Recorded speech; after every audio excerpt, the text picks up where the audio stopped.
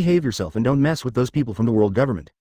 If you still want to take the position of Marine Marshal, you better behave yourself. The 5 elders are the ones who decide the position of Marine Marshal.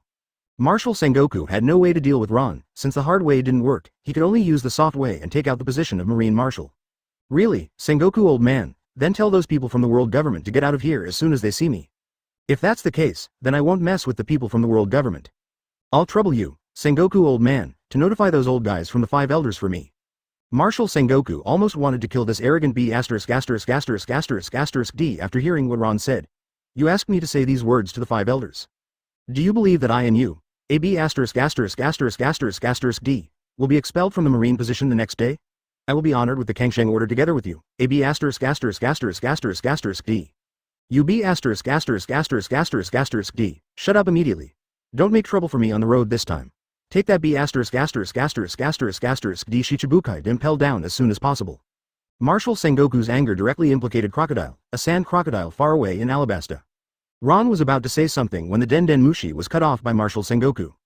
Then, Ron turned to look at Lieutenant Colonel Dib next to him and asked.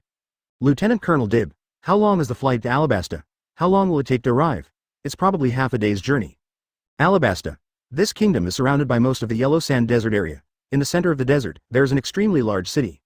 And in the center of this city, lives the king of Alabasta. At this time, looking from a distance, this huge city in the center of the desert seems to have many traces of ruins. It seems that a big battle has taken place in this city before. Even the magnificent, huge and majestic palace in the center of the city did not escape the fate of being destroyed. CBEI. Deep in the palace, in a quiet and elegant room, there are these people. Vivi, it seems that I need to recuperate for a while. You have worked hard during this period. You should manage the kingdom first. Ikalem, he will help you. Advertisement. A middle-aged man, with a pale face, was lying on the bed, talking to the woman sitting beside the bed. This man was King Cobra of Alabasta, and the woman was his daughter, the Princess of Alabasta. Princess Vivi. There was also a man with strange curly hair in the room, Ikalem, the chief guard of the kingdom. Hearing the voice of King Cobra, Ikalem immediately had a serious expression. Your Majesty, I will definitely protect Princess Vivi to the death. Princess Vivi, who was sitting beside Cobra's bed, had a beautiful face and a graceful figure, with long light blue wavy hair that reached her waist. At this time, Princess Vivi felt a lot of pressure when she heard that her father wanted her to manage the kingdom. However, there was no other way. Uncle Ikalem, why haven't those Marines taken that evil Shichibukai away? Princess Vivi still has a deep fear and powerlessness towards the crocodile that endangered her country. Although Crocodile has been restrained by Seastone and cannot use the Devil Fruit ability. But, if something unexpected happens and Seastone breaks free from the handcuffs, then her beloved country will be in danger again. There are Marines here, why don't they take Crocodile away directly? Ikalem saw Princess Vivi's worried look and hurried to comfort her. Princess Vivi, I guess the Marines above are worried. Just relax, it's better this way. In order to avoid accidents, it's better to let the strong men of the Naval Headquarters escort it personally. After all, we know the strength of Shichibukai Crocodile best. That's true. Just when Princess Vivi was about to say something, a guard came in and whispered. Princess Vivi, Lord Peru is here. A man also came in, wearing an Arab-style headscarf and dark purple four-pointed stars in his eye sockets. He is Peru, the adjutant of the Alabasta Guard, known as the strongest warrior of Alabasta and also the patron saint. I saw in the sky that the warships of the Naval Headquarters have arrived at the port of Alabasta. Before Peru finished speaking, another person ran in to report. Princess Vivi, two people claiming to be from the Naval Headquarters came outside the palace to receive the Shichibukai crocodile. What? Peru was furious and shocked at this moment. He had just seen the marine warship in the sky just arriving at the port of Alabasta.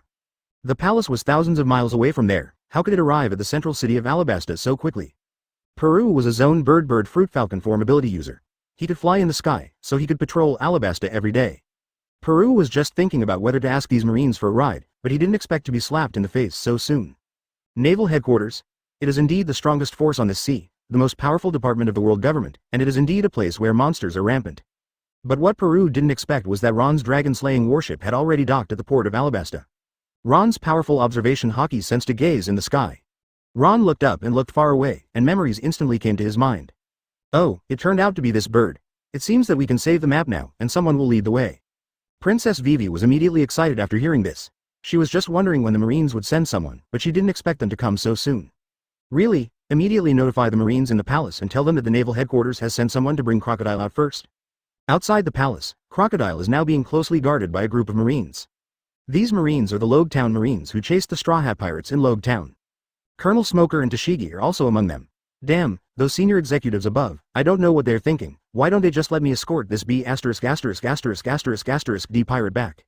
You have to waste so much of my time. That Straw Hat Luffy escaped again this time, damn it. Colonel Smoker was cursing with an unhappy face. He just wanted to catch the Straw Hat Luffy to prove himself. Tashigi still looked innocent. After hearing Smoker's daily complaints, he immediately puffed up his mouth cutely and looked at Smoker. It seemed to tell Smoker that he was saying bad things again, which was not good. Colonel Smoker, Princess Vivi sent someone to say that the people from Naval Headquarters are here. That's the best. Take Crocodile with you immediately. Hand it over to the people from Naval Headquarters. We have to set out immediately to hunt down Straw Hat crew. Advertisement Smoker has been very unhappy for a long time. According to the time and distance, the people sent by Naval Headquarters are late. In the palace hall, Princess Vivi also hurried here. But someone has arrived here first. Princess Vivi saw that two unfamiliar Marines were already sitting in the palace hall. But what shocked her was that a Marine actually sat carelessly on her father's throne. This scene made Princess Vivi feel like she was struck by lightning, and she was almost angry to death. She, Vivi, had experienced many hardships, and her state of mind and knowledge were very good. But such a scene still made her feel unbelievable, as if she saw a ghost in the daytime. Have you ever seen someone sitting on the main seat when they come to your house with an indifferent look? What's more, this is the throne of the King of Alabasta. Princess Vivi's two guards, Ecolem and Peru, were no longer as calm as before. They both put on an exaggerated look at the same time. Their eyes were staring out, and their mouths were so wide open that they almost touched the floor. What a horrible scene they saw, a Marine sitting on their king's throne, and the Marine looked very arrogant. At this time, they roared angrily at Ron in unison. You be ********** D Marine, don't you see that you are sitting in the wrong place? This is the throne that only King Alabasta can sit on. Oh, I'm so sorry, I didn't notice that there is anything special about this seat. After hearing the Marine's apology, Princess Vivi's guards thought it was a misunderstanding. But they saw that although the Marine apologized, he still sat on it, and even changed to a comfortable position to continue lying on the throne. Now, even a fool can see that the Marine was doing it on purpose. They and Princess Vivi were immediately furious, and a war was about to break out. Hey, where is the Marine from the Naval Headquarters? Where is he? I'm in a hurry to leave first. Come and take over this B********** D Shichibukai. At this time, a voice came from outside the door of the palace hall, and another group of Marines came in, with a man in front who was handcuffed by Hailu on his right hand. It was Smoker. As soon as he came in, he saw the powder keg atmosphere in the palace. Then he turned his head to look at the man sitting on the throne, this familiar and annoying face. Instantly, the veins on Colonel Smoker's forehead popped up, and his teeth bit the cigar in his mouth hard. Smoker stared at the B******** D above, and used all his strength to say the man's name. Ron. Huh? Senior Ron, it's you, how come you are here? The one who spoke to Colonel Smoker at the same time was Tashigi, who looked surprised at this time. Oh, it turned out to be little Tashigi, it's been a long time since I saw you. After such a long time, little Tashigi has grown so big. Ron saw Tashigi with a naive face, and instantly appeared in front of Tashigi, and put one hand on Wosuki's little head. Also, Smoker, you little brat, it seems that I haven't hurt you yet. You're itching again today. Do you want me to stretch your muscles? Smoker looked at Ron, who appeared in front of him like a ghost in an instant, and bit the cigar harder with his teeth in his mouth, leaving deep marks on the cigar. But this time Smoker learned to be smart and didn't dare to provoke Ron, the monster, again. Smoker couldn't say it, and he couldn't beat this B*************** D Ron. This kind of endurance was really uncomfortable, so he said directly to Ron. Since you were here to take over this B*********** D Shichibukai, then we'll leave first. When Tashigi was being touched on the head by Ron, she suddenly saw the knife on Ron's waist. Senior Ron, what is this? Tashigi's eyes lit up instantly. She liked to see all kinds of famous swords the most. When she saw them, she couldn't help but want to get her hands on them. Since it can be used as a weapon by such a powerful person as Senior Ron, it must be extraordinary. Little Tashigi, don't even think about it. This evil demon sword is too weak for you to touch. Ron saw Tashigi's thoughts and said it directly without hesitation. Although the evil will of this demon sword 7-star sword was destroyed by him, its demonic aura is still very strong and ordinary people still can't touch it. Okay, then Senior Ron, we'll leave first. Tashigi had to look at the demon sword on Ron's waist reluctantly. Senior Ron would definitely not lie to her, so she could only give up. Watching them leave, Ron looked at the already extremely angry Princess Vivi. Beautiful Princess Vivi, I was just joking. Ron appeared beside Princess Vivi again, his arms naturally wrapped around Princess Vivi's graceful curves. Chapter 55. The Sand Crocodile Escapes, Princess Vivi's Fear. Damn you, Marine, go to hell. Princess Vivi saw Ron's rude behavior, and he dared to hug her so recklessly. Princess Vivi instantly raised her white jade right leg, and kicked Ron, who was lying on her side, with a fierce attack. Wow, Princess Vivi, you want to kill me, it's terrible. Ron looked at this meaningless attack in his eyes, and stretched out his other hand to directly hold Princess Vivi's delicate and smooth ankle. At this time, a hint of rhyme appeared on Princess Vivi's beautiful face. Because her right leg was tightly held by Ron, she struggled to get out of Ron's hand, but did not move at all. So, Princess Vivi was in a very awkward posture at this time. She was equivalent to directly placing her flawless white thigh in front of Ron, letting him appreciate it carefully. Damn it, let me go.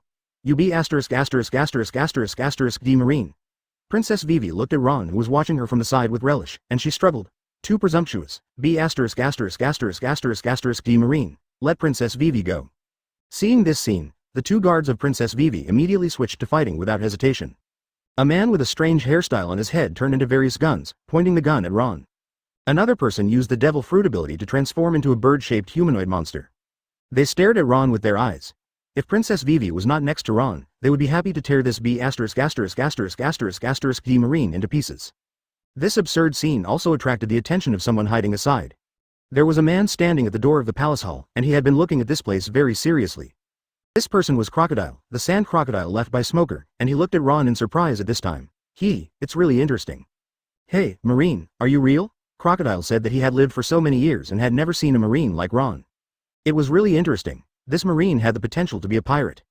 How could he go the wrong way and run to Marine's side? However, in this case, he might have a chance to take advantage of it and see if he could lure this kid to get rid of his seastone handcuffs. Crocodile saw that Marine ignored him, so he continued. I think you might as well let me go. I will satisfy you whatever you want. Even everything in this country, I will give you everything, including VV kilometers you are holding now. How about it, Marine? This is a very rare good thing for you. Crocodile raised his hands locked in seastone handcuffs and showed them to Ron, saying in a bewitching tone.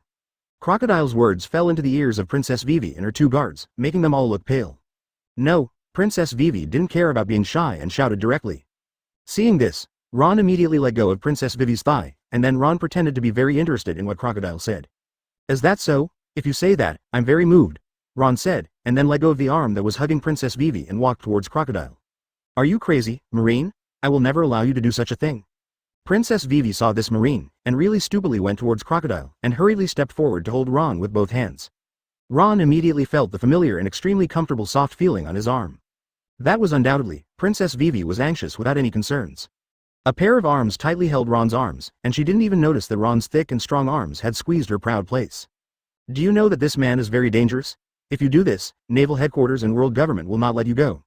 Princess Vivi looked at Ron angrily. This Marine didn't think about the seriousness of the situation at all. Princess Vivi's two guards also looked at Ron stupidly, saying that they were also surprised.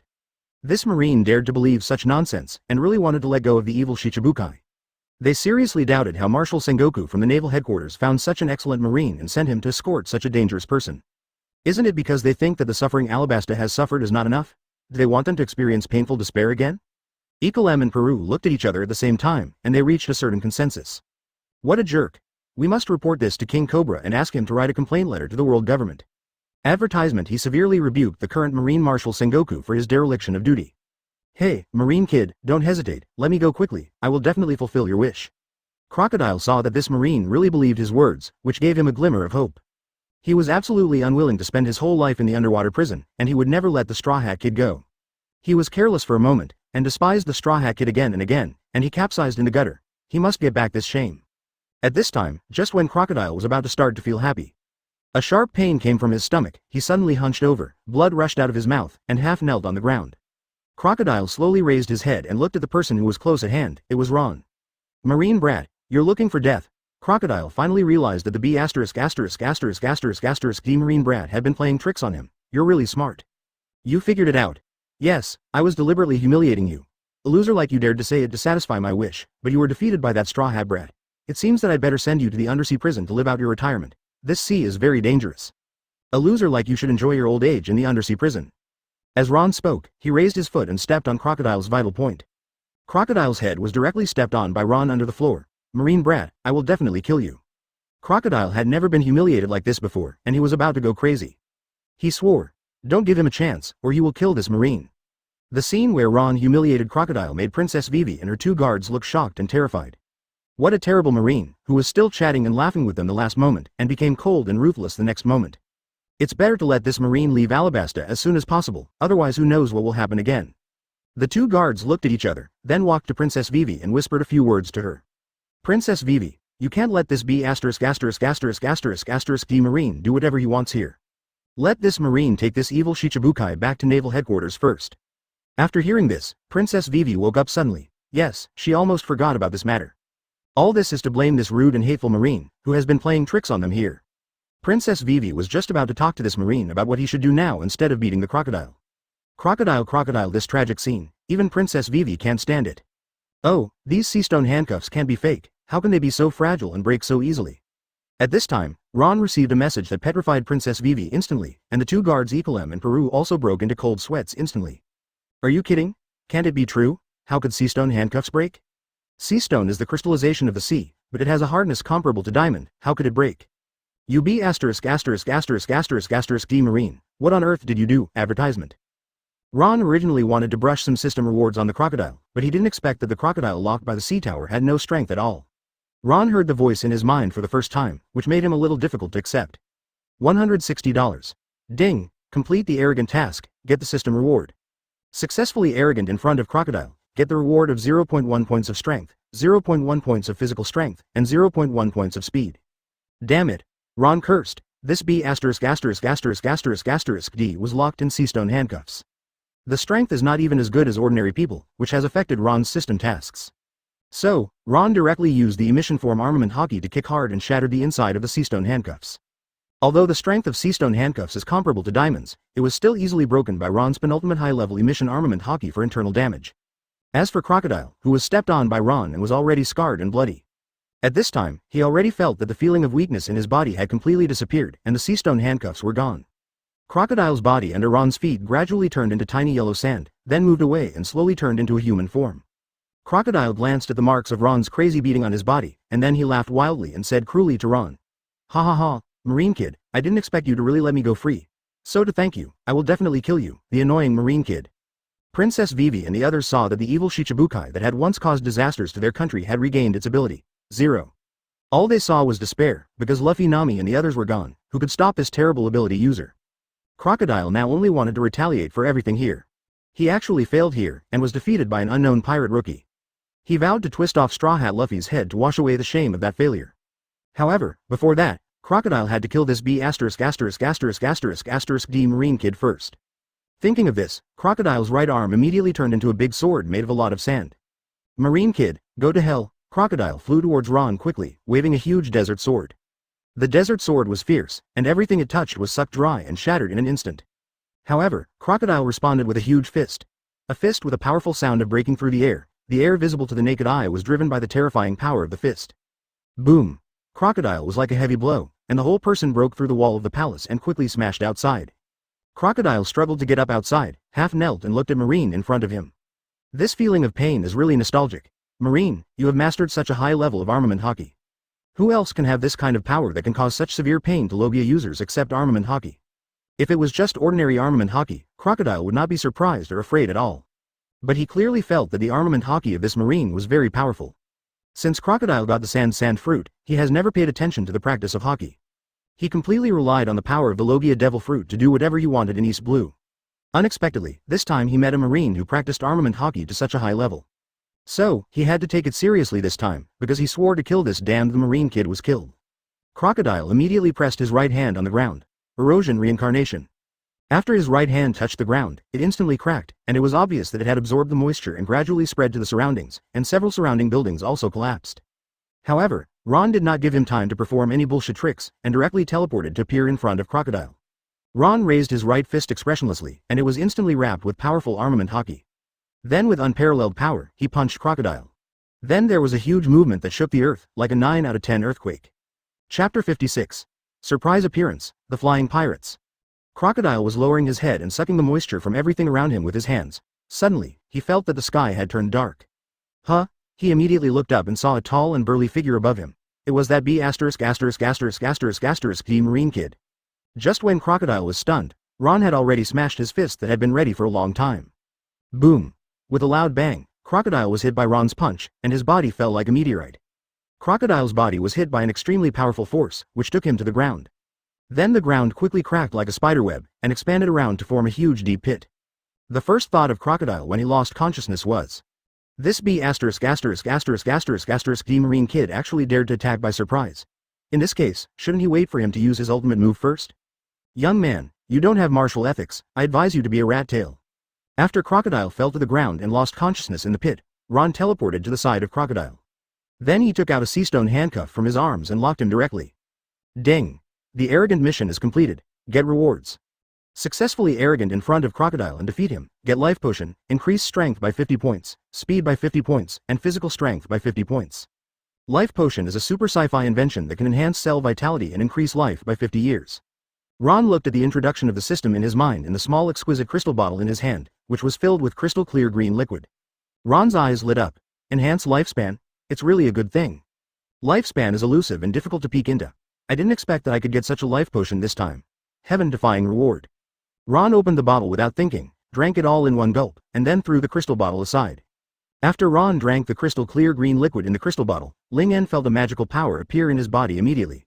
A strong feeling full of vitality filled Ron's body, making him feel full of strength and about to burst out. As Ron burst out with power, the extremely powerful momentum swept out, and several palaces around him were overwhelmed and collapsed directly. Princess Wei Wei looked like she had no desire to live and wanted to cry without tears. She looked at the ruined palace. Her own palace had been almost destroyed by Ron and Crocodile. However, what Princess Vivi and the others did not expect was that this Marine was such a terrifying and powerful existence. They had the most say in the power of Crocodile. This evil Shichibukai used the natural disaster like Logia Devil Fruit ability to destroy them. The entire kingdom of Alabasta is at the mercy of the others. If it weren't for the help of Captain Luffy of the Straw Hat Pirates, they would have no hope. The people of Alabasta would also be wiped out along with the kingdom. Ecolem and Peru looked at each other at the same time. Their faces changed drastically, and they were sweating coldly. This B***** Marine was so powerful and terrifying. They had previously planned to let King Cobra write a letter of complaint to the world government. Now it seems that they can't do that, otherwise if they cause dissatisfaction and hatred from this powerful Marine, wouldn't Alabasta be in crisis again? Just when the two of them were thinking about it, Ron appeared next to the beautiful Princess Vivi like a ghost. Advertisement, Little Vivi, I helped you solve this terrifying and dangerous pirate. How can you repay me? It was this familiar tone and feeling again. A strong and hard arm appeared on Princess Vivi's slender waist. Once again, I was hugged by this B***** Marine. Facing this tall body that could not resist at all, Princess Vivi's white and delicate hands pounded Ron's chest frantically.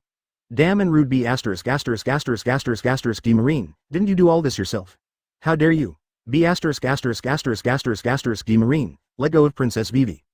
A team of royal guards in the distance saw Princess Vivi being forcibly hugged by a man in marine clothes, and they immediately looked at Ron angrily. The huge movement in the palace just now attracted their attention, and the royal guards hurried over and saw this scene. It turned out that the culprit was the Marine who was blaspheming their kingdom's princess. In an instant, many royal guards rushed to various places in the palace, and the densely packed guards surrounded Ron. Princess Vivi was surrounded. As for Enel, he was still sitting in the palace hall. No one wanted to notice him. Because Ron's arrogant and rude behavior had attracted everyone's attention from the beginning.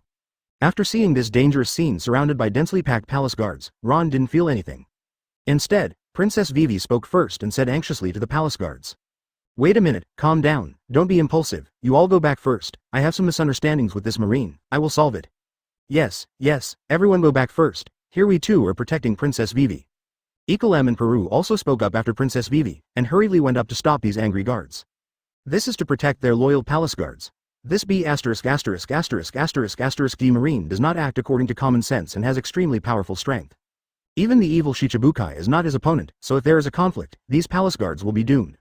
Princess Vivi just wanted to say a few more words to let these palace guards retreat. But she couldn't say it anymore.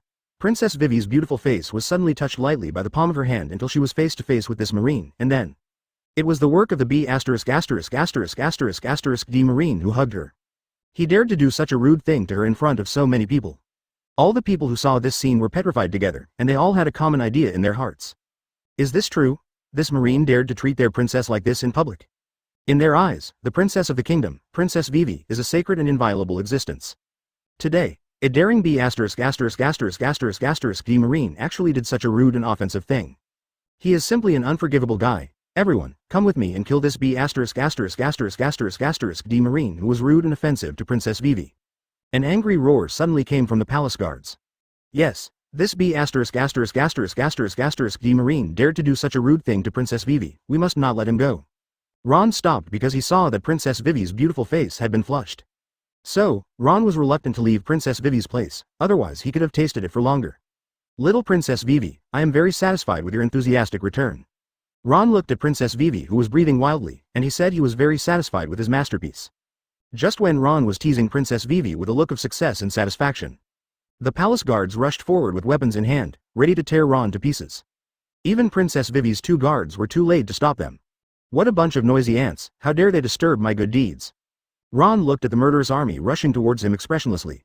Then, Ron's eyes condensed, and the dark and terrifying aura that was invisible to the naked eye quickly expanded and surrounded the entire palace. Advertisement, plop. In an instant, an extremely trembling and fearful emotion surged into their hearts, and the palace guards fell to the ground like dumplings, unconscious. Of course, Princess Vivi and her two guards, who were not targeted by Ron's Conqueror's Haki, looked safe and sound. What? What happened? Why did they all fall down? The two guards, Ecolem and Peru, looked at the fallen palace guards in shock, their eyes almost popping out. How could these ordinary people have ever seen such incredible power? What kind of monster did your TM Naval Headquarters send over, or are all Naval Headquarters as powerful as this marine? What did you do to them? Don't hurt them. Princess Vivi ignored Ron's mysterious power. She only saw that the palace guards who were protecting her fell to the ground. She thought Ron had killed them all, and she was instantly furious. These were all people of Alabasta. As a princess of the kingdom, how could she tolerate others hurting her people?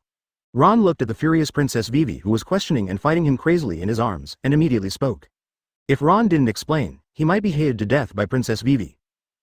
I just let them sleep, you treat your men like this, it really touched me and hurt my heart. So that's how it is, Princess Vivi was relieved when she heard that her palace guards were fine. But Ron's next sentence made her extremely ashamed and angry. When did you become my man? You are so despicable, D. Just now, the strong kiss from Marine made her feel weak all over, and she was still limp in Ron's arms. There was still a residual blush on Princess Vivi's beautiful face. If this scene was seen by an uninformed outsider, they would think it was a lover in love. Princess Vivi had never been taken advantage of by a strange man like today. Even when she joined Alabasta's secret criminal company, Baroque Works, in order to save the kingdom. The various criminals and pirates in it were not as unscrupulous as this marine, and they had no gentlemanly manners to treat women. Little Vivi, thank you so much for your compliments, and treat the beautiful little Vivi. I can't help but do this kind of thing, so it's understandable. Ron didn't care about Princess Vivi's comments, he thought it was a response to him. Those who treat beauties with gentlemanly manners are incompetent and useless in Ron's eyes. Ecolem and Peru, the two guards, stood in the distance, wanting to cry but not tears, looking at the powerful and terrifying marine in front of them, really didn't know what to do. You can't beat him, and you can't talk him. Who recruited this B***** D marine into marine? It's really a waste of such a talented seedling if he doesn't become a pirate. Just as they were thinking about countermeasures, Ron was teasing Princess Vivi unscrupulously. Ron's face suddenly changed, looking at the sky in the distance, and gradually the corners of his mouth began to rise slightly, as if he saw something very interesting. It's really interesting. I didn't expect this old guy to come. It seems that today is my lucky day.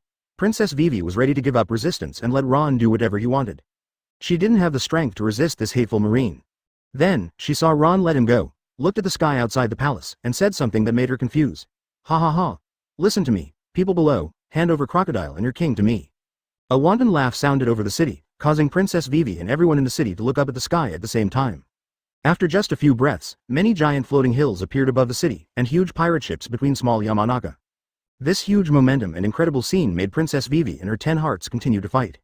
This kind of scene can only be done by that person. Flying Pirates, Golden Lion, Chapter 57, Princess Vivi, you don't want your country to. Ikalem and Peru were scared to death. How come this legendary pirate came to their small place of Alabasta? Golden Lion, the captain of the Sky Pirates, the admiral of the pirate fleet, was originally called the Flying Pirate. He was a legendary pirate on par with the former Gold D. Roger and Whitebeard Edward Newgate. His record is terrifying. He broke into the Marine's lair, Naval Headquarters Marineford, alone. In the end, it was Marine Admiral Sengoku and Marine hero Garp who fought with Golden Lion for several days and nights before they captured him and put him in the underwater prison Impel down.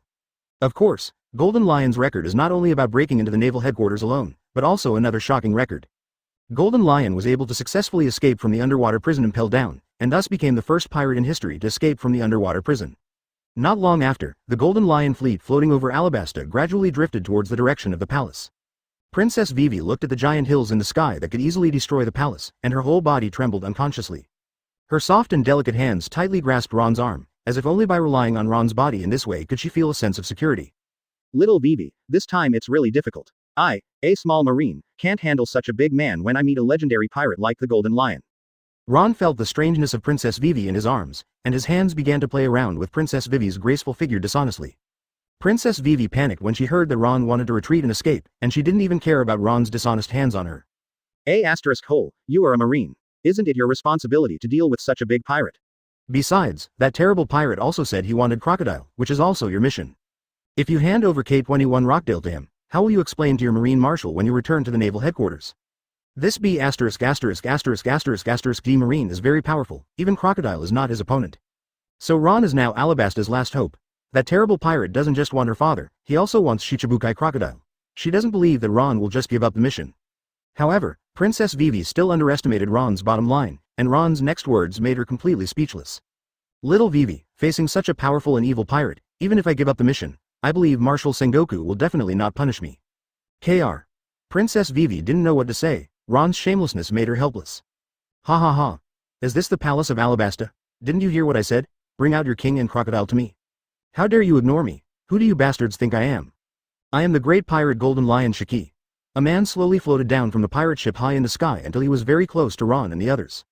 The man had golden hair that reached the ground, like a lion's mane. There was a rudder deeply inserted into his head, and his 2 legs were actually 2 sharp swords. He is the great hero of the sea, the legendary pirate, Golden Lion Shiki. Golden Lion Shiki suddenly appeared here today because he learned from the world news that Shichibukai Crocodile was plotting to seize this country. How could such a small country be worthy of a Shichibukai figure to seize it? There must be other things behind it that he didn't know.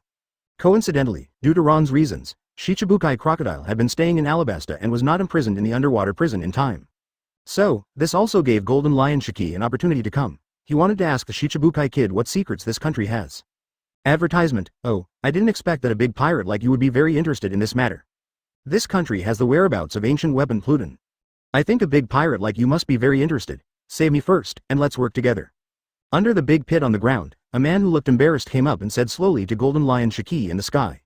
It was Crocodile, who had already woken up. He heard what Golden Lion Shiki said and immediately realized that this was his last hope. He would never be willing to spend his whole life in the Impel down, a big prison under the sea. He still wanted to seek revenge on that D Straw Hat kid, but what he didn't expect was that this marine kid was so powerful. He could never escape with his own strength, but now even the legendary pirate Golden Lion Shiki has appeared. So, Crocodile spared no effort and even told the biggest secret buried deep in his heart. It was to attract the attention of Golden Lion Shiki and let him cooperate with him. Ha ha ha ha, I didn't expect it to be this thing, it's really interesting.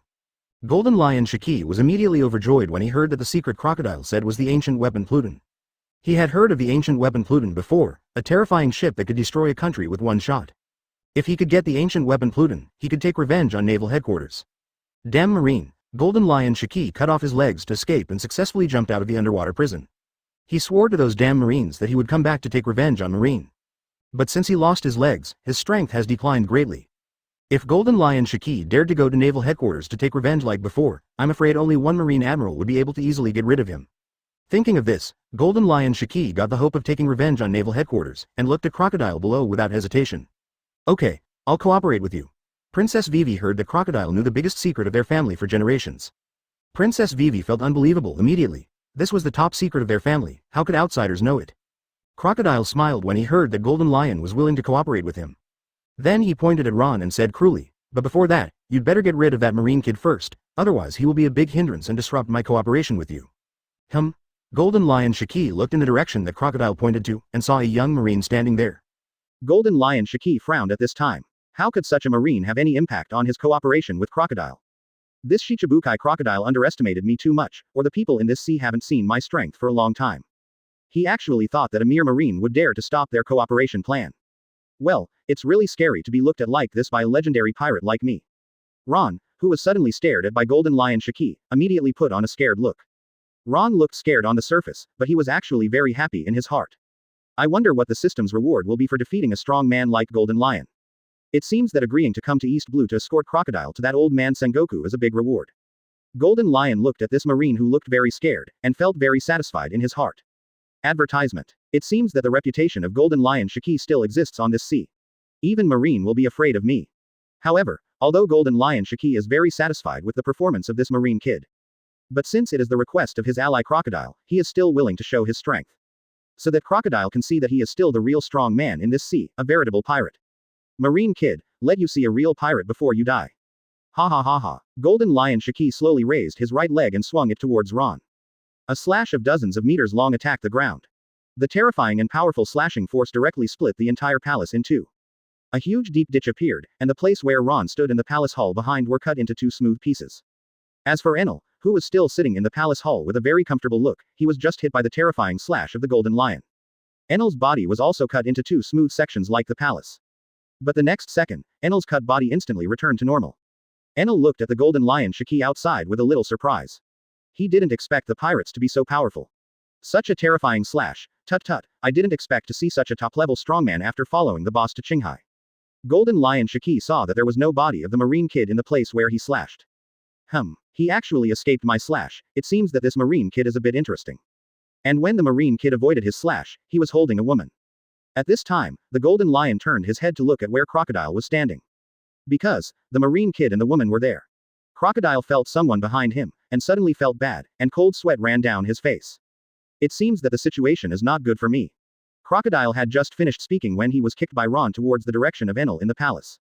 Enel, keep an eye on this rubbish. If he gets away, it will be difficult for me to explain to old man Sengoku. Crocodile kept hitting the ground and gravel all the way. When he came to Enel's feet, he looked like he was bleeding and covered with scars. Ron did not hold back at all when dealing with this rubbish who asked Golden Lion to kill him. Seeing this scene, Golden Lion Shiki became a little more serious. It turned out that the strength of these 993 Marines was not simple. After all, even his observation Haki did not notice the actions of this Marine. Golden Lion Shiki wanted to recruit this Marine into his team. Marine kid, I didn't expect you to have some strength. I think you should stop being a Marine and follow me. I can spare your life. Ron ignored Golden Lion Shiki and spoke to Princess Vivi in his arms. Her beautiful face still showed that she had survived a disaster. Princess Vivi, such a terrifying pirate, your Alabasta will probably be destroyed this time. Princess Vivi, you don't want your country to be destroyed again. If you agree to all my conditions, your country will have hope of being saved. Princess Vivi felt that Ron's arm around her waist suddenly tightened, and he spoke to her ear in a very ambiguous tone. Princess Vivi felt very ashamed and angry, and her ears and beautiful face turned red. This D Marine actually used the safety of the kingdom to make her agree to his rude conditions. The kind and beautiful Princess Vivi, are you going to refuse? If so, she will have to watch her kingdom fall into ruin again. 17. Seeing Princess Vivi's hesitation, Ron had to pretend to let her go. Princess Vivi panicked when she saw that Ron was really going to let her go and was going to flee immediately. Ron is now the only Marine who can stop the great pirate Golden Lion. She can't bear to see her beloved country and people being harmed by pirates again. Princess Vivi quickly grabbed Ron's arm and said firmly. Don't. I agree to your terms. Quote. If this Marine can really protect her country and people again, Princess Vivi is willing to sacrifice everything. No matter what this Marine wants her to do, she will meet this Marine's rude request. On the other side, Golden Lion Shiki had a face darker than the bottom of a pot, and it can be seen how angry he was at this time. This Marine kid dared to ignore his words and talk back and forth with the woman. What a disgusting Marine kid, I'm really angry. Go to hell. Golden Lion Shiki waved one hand towards the giant hills in the sky, and all the giant hills suspended in the sky lost control. Each giant hill fell towards the palace with the momentum of breaking through the clouds and the power to destroy everything. Chapter 58. No one knows how to wake people up better than me. Is this the legendary pirate? He can even do such a thing. Are we Alabasta going to be completely wiped out today? Are we going to die? Ikalem and Peru looked at the giant hills falling from the sky at a very fast speed with deathly faces. Crocodile, who was lying on the ground and was seriously injured, saw this scene and couldn't help but sweat coldly.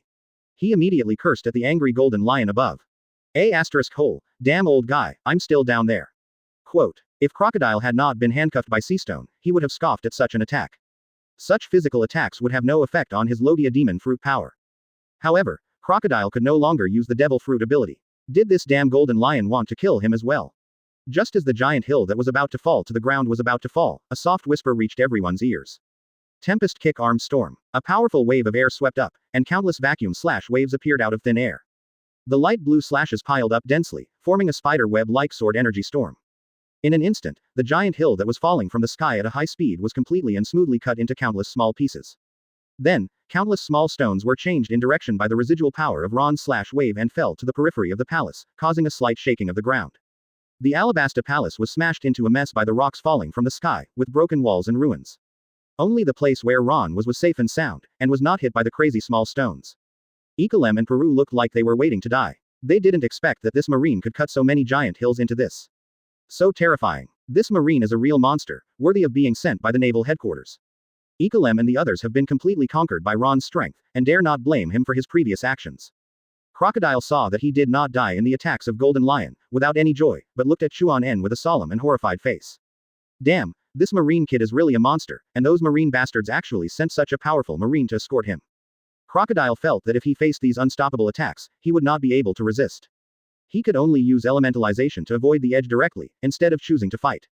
Now he can see that the marine brat is not a demon fruit power, but a pure physical warrior. Faced with this physical warrior without any weaknesses, Crockerwall has begun to despair. Is it the same physical skill as the old guy Garp, the marine hero? Why hasn't he heard of such a marine monster before? You know, that old guy Garp was a marine B********** D who chased the marine King Roger all over the world. The bastards at Naval Headquarters and world government really think highly of him. Princess Vivi's eyes were wide open, and her mouth was wide open, as if she was still stuck in the moment when Ron's Kamui destroyed all the giant hills. The golden lion Shiki, who was still floating in the sky, was shocked and began to be serious. This marine brat is so powerful, why didn't he know that there was such a monster among the marines before? Damn marine, still so insidious and cunning, such a powerful and terrifying marine character didn't even reveal a little news. Although the strength of this marine surprised him a little, what kind of person is he? He is the golden lion. A great hero on the sea. How could he be afraid of a marine kid? Instead, Ron's strength once again aroused his love. Golden lion Shiki's loose clothes fluttered in the wind in the sky. He laughed wildly and looked down at Ron. Ha ha ha, marine kid, you have some strength. Are you interested in becoming my right hand? With the whereabouts of ancient weapon Pluton, we can dominate this sea together. However, what responded to Golden Lion Shiki was Ron's huge fist. Golden Lion looked at the marine kid who appeared in front of him like a ghost, and his face changed immediately. Then he raised his hands and instinctively covered his arms with armament Haki, protecting his chest. A powerful shock wave broke out, and even the air was rippling. Golden Lion Shiki was caught off guard by Ron's sudden attack, and the whole person fell at a very fast speed in the center of the desert in the distance like a meteor. Ron looked at the golden lion flying away indifferently, and then flew over at a very fast speed. Advertisement. If the old fellow golden lion is not beaten to the center of the desert. With the fierce battle between Ron and Golden Lion, the aftermath of the battle alone could probably destroy this place completely. As Golden Lion and Ron disappeared, there was still a fleet of the flying pirates in the sky, and the pirates on it jumped down one after another. Hundreds of ferocious-looking pirates jumped down from the flying pirates at once, holding various weapons in their hands. They all looked like they didn't take the people in the palace seriously, and had resolutely regarded Princess Vivi and the others as lambs to be slaughtered. Ha ha ha. Boss Shiki went to fight with that B*********** D marine. Let's take the king and crocodile away first. That marine brat is a bit powerful, but he is definitely not Boss Shiki's opponent. Yes, we took these people away in advance, maybe Boss Shiki will come back and praise us after he kills that marine brat. Ikaram and Peru were immediately alert and ran to Princess Vivi's side. Peru, you take King Cobra and Princess Vivi away first, I will stay to cover your back. Ikaram and Peru looked murderous, looking at the flying sky pirates. Even if they were facing hundreds of vicious pirates, the two guards would swear to protect Princess Vivi and King Cobra. One of them looked wretched and ugly, with his tongue sticking out of his face, licking his lips. Looking at Princess Vivi, who was protected by Ikaram and Peru, he said greedily. Is this the princess of the kingdom? She is so beautiful. I have never tasted the taste of the princess of the kingdom. It seems that I have a chance today. After the wretched man finished speaking, the people of the Feikong pirates followed and laughed. Ha ha ha. When Ikaram saw these trash pirates on the sea dared to speak ill of Princess Vivi, his eyes immediately turned red and he gritted his teeth. You trash on the sea, you dare to speak wildly to Princess Vivi, all of you go to hell. The strange hairstyle on Ikaram's head once again revealed the gun inside. As Ikaram started, dense bullets were fired above his head. Damn it. Most of the ordinary pirates of the Feikong pirates were frantically avoiding Ikaram's dense firepower. But there were still a few people from the Feikong pirates standing still, not afraid of these bullets at all. These people were all cadres of the Feikong pirates, including the wretched man just now. As cadres under the legendary pirate Golden Lion, how could they be without any strength? They only needed to use armament Haki to easily resist these ordinary bullets. Although their armament Haki was only at the entry level, it was enough. The wretched man ignored Ikaram's attack and rushed up quickly, pointing directly at Princess Vivi who was hiding behind them. Seeing this, Peru immediately used the Devil Fruit ability to turn into a human-shaped bird-like monster, raised his sharp claws and flew towards the wretched man. Peru originally thought that Ikaram could delay time, giving him a chance to take Princess Vivi and King Cobra away. I didn't expect these damn pirates to have such a powerful monster. Then he could only be forced to stay behind to cover the retreat, otherwise it would be useless to rely on Ikaram alone. Get out of my way. The wretched man looked cruelly at Peru who was blocking his way, and kicked Peru to pieces at a speed that Peru could not see clearly before going up. Uncle Peru. Princess Vivi looked at Peru who was kicked away with worry. Princess Vivi, run first, don't hesitate, otherwise we won't be able to hold on for long. Hearing Princess Vivi's shout, Peru flew from the ruins to the air with his injured body. Looking for death. Then I will kill you, the guy who was in the way. The wretched man took out a knife this time, and looked at Peru who was blocking him again indifferently. This time he wanted to kill him. 100 million volts, God's punishment. Just when the wretched man was about to take action, a dazzling giant light column composed of lightning descended from the sky, completely drowning the wretched man in the lightning column. After a moment, the dazzling lightning column completely disappeared, leaving only a body that had been completely charred and carbonized. Everyone present was shocked and terrified, and looked up at the sky with a stagnant look. Advertisement. Looking at the clear sky, where did the lightning come from? At this time, a few sharp-eyed pirates saw Enel with lightning all over his body, and shouted in fear. It's him. It's this marine. Really, if you trash hurt Princess Vivi, I will die miserably. 1. If these useless ants touch Princess Vivi, he will definitely be beaten to death by Boss Ron. Under the fearful gaze of everyone, Enel's hands kept flashing bright and dazzling lightning. Enel ignored the people of the flying pirates and showed a cruel smile. Now, you trash who dared to offend Princess Vivi can die. Quote. Enel raised his hand, and countless lightning threads wrapped around his arm. Thunder Dragon. In the air, a huge lightning dragon was constantly rolling, with a trembling breath of destruction. The flying pirates looked at the lightning dragon that was constantly condensing and growing, and all panicked, their legs could not stand steadily, and said in fear. Damn, what kind of monster is this? Run. Damn marine, where is the demon fruit power?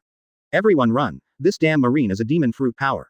The remaining cadres of the flying pirates had already taken the lead and started running in advance. This B********** D marine seemed to be a monster with lightning power, and the cadres killed by him were exactly the same as their strength. Why don't you run away? Are you staying here to die? However, what they didn't expect was that how could a human run faster than lightning? The lightning dragon instantly rushed towards the flying pirates, and the dazzling lightning light submerged all the pirates. After the lightning dragon disappeared, accompanied by the smell of burnt smoked meat, all the pirates had lost consciousness and lay on the ground, not knowing whether they were alive or dead. Ikaram and Peru looked at Enel with fear on their faces. What kind of monster marine was this? Originally, Enel looked like a harmless marine soldier, and even the two of them didn't care about him at all. Unexpectedly, he turned into a great terror like the god of thunder in the blink of an eye, which made the two of them doubt their lives. Princess Vivi also looked at Enel with an incredible look on her face. She didn't expect that Enel was as hidden as that hateful and rude marine. Crocodile looked at Enel, his eyes were about to pop out, and he was completely dumbfounded. Is this going to end? There is actually another D marine who is a monster. He is also a person who can control the power of thunder and lightning. My goodness, is this the devil fruit? Crocodile suddenly remembered the devil fruit recorded in the devil fruit encyclopedia. Logia devil fruit, thunder fruit. If it is really this devil fruit, Crocodile's face suddenly became dejected. It seems that he is really in trouble this time. You two guys, don't stand there stupidly. The thing in the sky will soon lose control. I advise you to arrange people to leave here as soon as possible. After all, With the terrifying strength of Boss Ron, it is still easy to kill that old guy. Enel said to Ikalem and Peru, who were still looking at him stupidly. When Boss Ron kills the so-called big pirate, his devil fruit ability will be invalid. The things controlled by him will also lose control and fall from the sky. Oh, yes, Princess Vivi, we have to evacuate here quickly. Then these unconscious royal guards have not yet woken up, we have to find a way to wake them all up. Otherwise, how could they move all of them? Princess Vivi and the others looked at the royal guards who were knocked unconscious by Ron with Conqueror's Haki, and anxiously went forward to push them. Let me take care of this, no one knows how to wake people up better than me. Enel motioned Princess Vivi and the others to step aside first, raised a finger, and pointed at the royal guards. Discharge. Chapter 59. Golden Lion's Fear, Roger's Avoidance. The center of the Alabasta Desert. Golden Lion Shiki was knocked to the ground by Ron's monster power, leaving a bottomless pit. Ron then swooped down from the sky and landed steadily on the ground. The sand around the abyss pit that was smashed by the Golden Lion's body gradually began to flow, trying to flow back into the abyss pit and return to normal.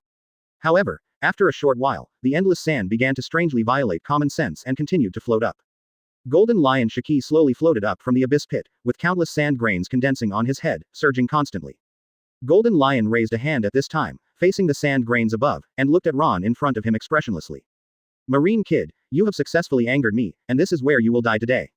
I will let you, kid, see what a real pirate is. He has been roaming this sea for so many years, and has never met a shameless marine kid like Ron. He actually had no moral principles and attacked his old comrade without a word. And the armament Haki of this B********** D Marine kid was really powerful. The severe pain in his arm reminded him of the time when he broke into Marine 727 alone. This feeling was as powerful as Garp's iron fist. What a freak young kid, but although Golden Lion had secretly acknowledged Ron's powerful strength in his heart. However, he would never let this hateful and arrogant kid go today. Thinking of this, Golden Lion looked at Ron cruelly and shouted. Lion Majesty. Earth coiling. The endless sand on Golden Lion's head rushed to the ground, and then the entire desert ground began to overturn. One by one, the lion head shapes made of sand covered the sky and the sun, rushing from all directions of Ron, as if they were going to devour Ron. Facing these sand lion heads from all directions, Ron was not panicked at all. Ron quickly drew out the 7-star sword hanging on his waist, which was instantly wrapped in a strange green flame, and then slashed in all directions. Suddenly, the fierce lion head composed of sand was cut off by a wave of slashing. The sand in the sky also immediately calmed down, falling from the air one after another, filling the uneven ground. Old man, if this is all you have, then I will help you end your pirate career completely. Advertisement. Golden Lion Shiki was a little surprised to see that Ron could still use the flying great slash. He didn't expect that this kid was still a great swordsman. But for Ron's arrogant tone in the next second, he immediately returned to his normal state and looked down on Ron. HMPH. Arrogant marine brat, even Sengoku and Garp dare not say such words to me. Let me see what you, marine brat, have to end my pirate career. Slash wave. The two famous swords under Golden Lion's legs immediately swung two golden slash waves at Ron. The extremely powerful slash waves cut two bottomless abysses on the desert ground. Too slow, who do you want to hit with such an attack, old man? Iron fist armament big blast. Ron's figure quickly dodged the two slashes of Golden Lion, and in an instant he came to the front of Golden Lion like a ghost, grinning. The penultimate level armament Haki instantly covered Ron's right fist. The powerful armament Haki visible to the naked eye caused the air to collapse and rolled up waves of air. Seeing this, Golden Lion raised his hand and flipped the desert ground again to block Ron's attack in sight. Endless sand particles flowed, forming a huge wall to block Ron. However, this seemingly sky-blocking sand wall could not even last for a second, and was directly blown up by Ron's punch. Golden Lion took advantage of the sand wall to block Ron and took a step forward, quickly floating backwards and avoiding Ron's punch. As Golden Lion floated backwards, the famous swords on his legs kept swinging. Lion Thousand Slice Valley. As Golden Lion moved, countless slash waves that could easily cut off mountains moved towards Ron, CBCA. This time, Golden Lion's countless slash waves had completely blocked Ron's escape route. Tempest Kick Unlimited Combo. Similarly, Ron was not to be outdone and continued to send powerful and terrifying slashes to Golden Lion. The slash waves between the two kept colliding and annihilating, generating powerful shock waves. The desert area in the center was violently collided by the shock waves between the two, forming a bottomless pit. Even the sky could not escape this extremely powerful shock wave force, and the sky was surging and changing endlessly. Advertisement. Golden Lion Shiki was shocked. This B********** D Marine kid was really terrifying. Has the physical skills of Marine 6 styles been practiced to such a terrifying level? Golden Lion Shiki and Ron had been fighting fiercely for so long, and he could feel that his physical strength was rapidly declining. Damn, he is Golden Lion, how could he lose to a Marine kid who is still wet behind the ears? Golden Lion Shiki immediately stared at Ron, and an inexplicably powerful aura quickly expanded. Conqueror's Haki. Ron felt the breath of oppression, the corners of his mouth rose, and his body also released Conqueror's Haki. The two extremely powerful Conqueror's auras collided, and the air rippled, and the clouds above the sky seemed to split. I didn't expect that the old guy Golden Lion also had Conqueror's Haki. That's right, as a great pirate who can be ranked with Pirate King Roger and Whitebeard, how could he not know Conqueror's Haki? Only the protagonist Halo of King Luffy can prevent Golden Lion from exerting this power. Otherwise, with the power exerted by Golden Lion now, I'm afraid King Luffy would have been beaten to shit. What Golden Lion Shiki didn't expect was that Ron also had this power of the King of the Sea. And the Conqueror's Haki of this Marine Kid is so strong. Golden Lion vaguely felt that the Conqueror's Haki of the Marine Kid opposite was oppressing him step by step. The very powerful Conqueror's Haki plus the terrifying physical skills and the indestructible body. The power of this Marine brat is no less than that of Garp back then. It's getting more and more interesting. I didn't expect to meet such a powerful Marine in this small place, and he looks so young. A few drops of cold sweat left on Golden Lion Shiki's forehead, and he was a little lacking in confidence. You know, he is no longer the pirate who dared to break into the Naval Headquarters alone. His strength is no longer what it used to be. After he cut off his legs, his overall strength dropped sharply. Old man, don't show off when you are old. Let me ruin your pirate career completely today. After hearing this, Golden Lion Shiki did not refute the Marine brat opposite him. He vaguely saw the action of the Marine brat. Ron raised his right fist, and all the Conqueror's Haki in his body burst out. Visible black lightning in the shape of brushed wires was constantly entangled on it. Golden Lion Shiki's pupils dilated, looking at it in disbelief, as if he had seen a ghost in the daytime. Damn, this power is very familiar to him, isn't this the power of Roger back then? God forbid. Chapter 60. Golden Lion Falls. Great increase in strength. This is absolutely impossible. How could this Marine Kid master this kind of power, although this power is still a little different from Roger's divine protection? Golden Lion's eyes were bloodshot, and red bloodshot covered his eye sockets. This kind of power was only touched by him when he was at his peak and full of vigor. Later, because he broke into the Naval Headquarters alone, he was imprisoned in the underwater prison and finally broke his legs, which led to his current depression.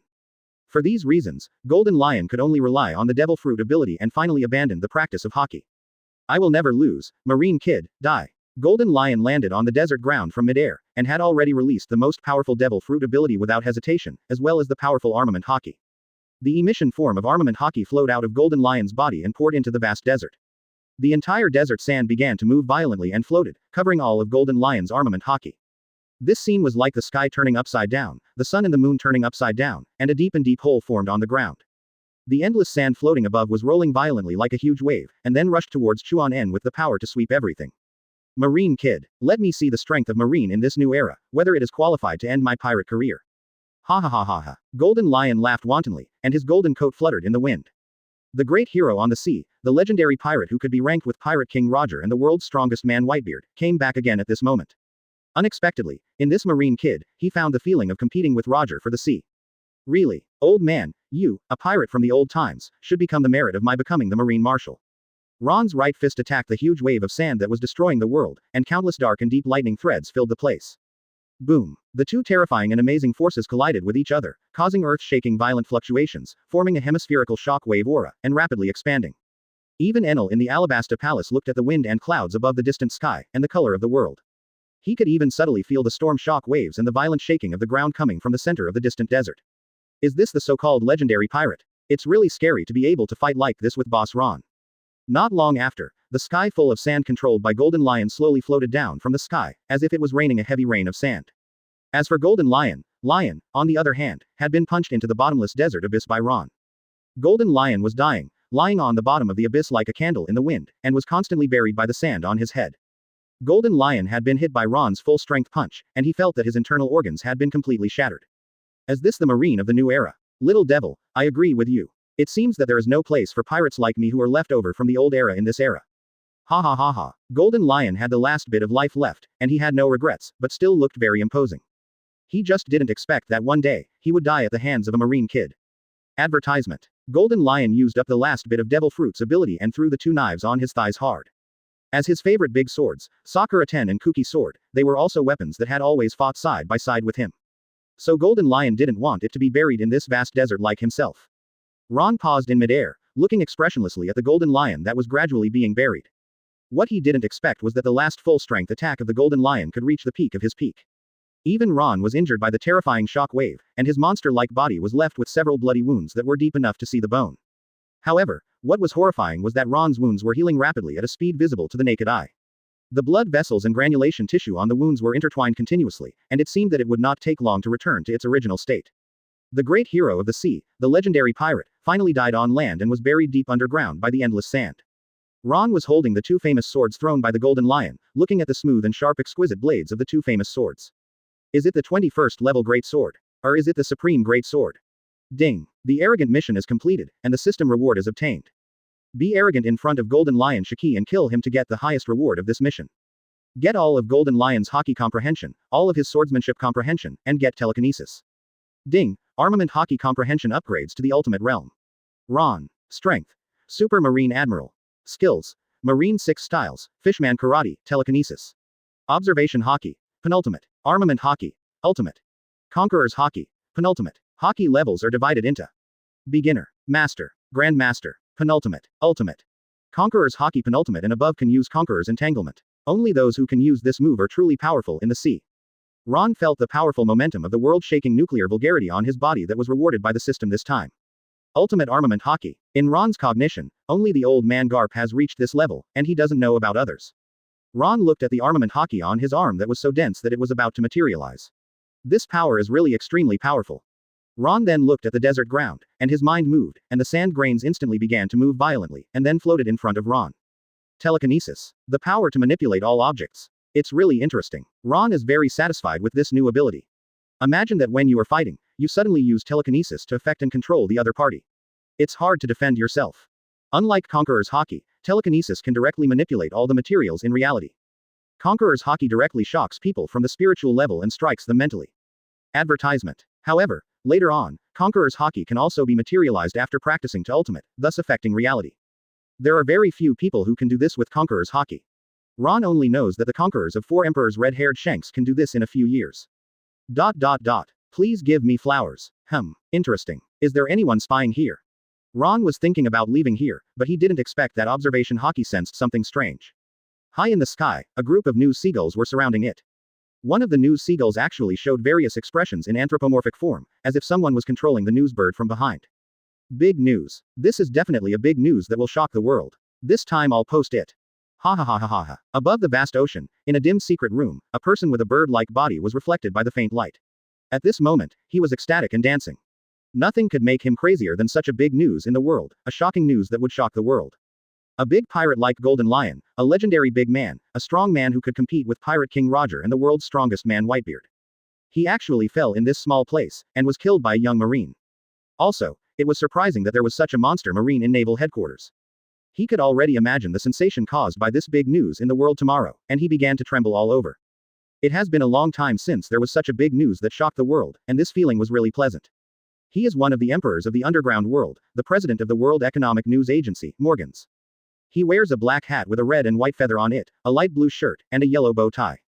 The most interesting thing is that the pair of wings in front of him are like a pair of hands.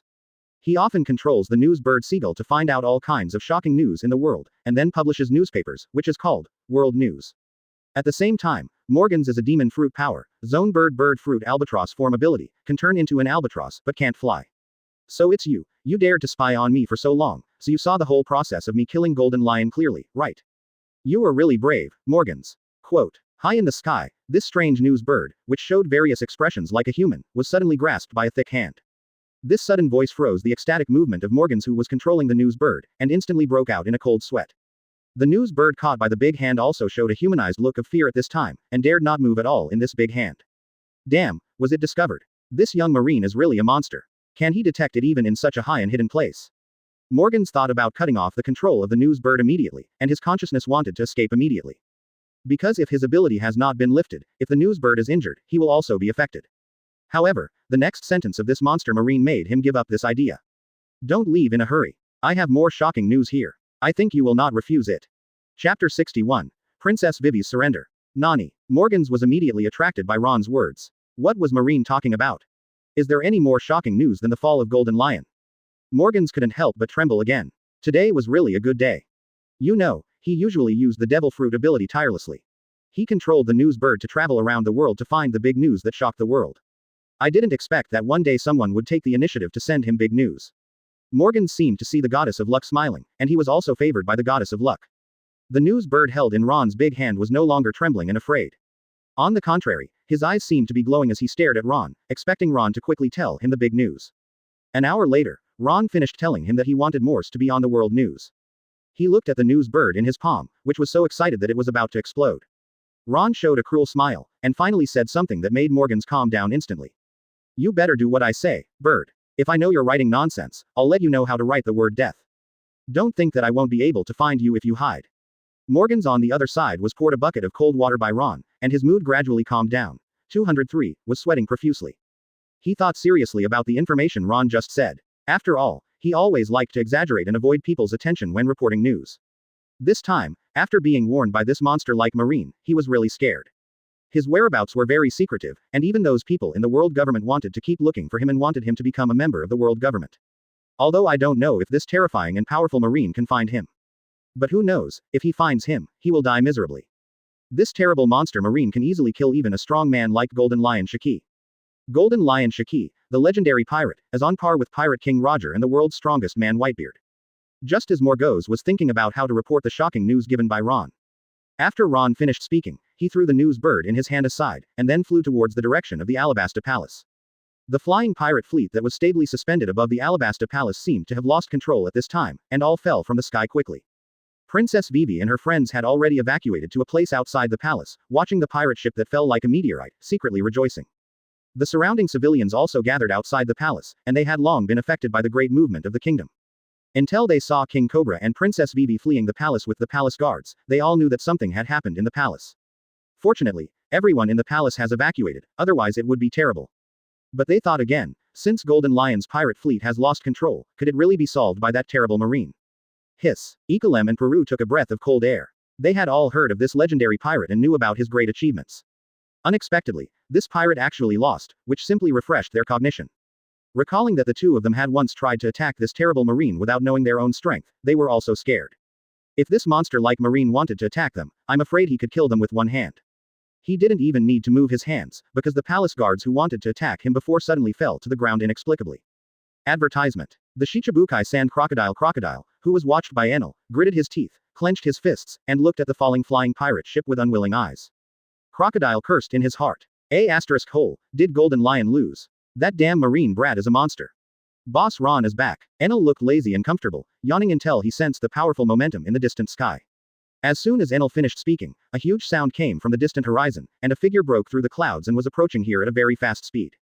Princess Vivi was shocked when she heard Enel's reminder not far away from her.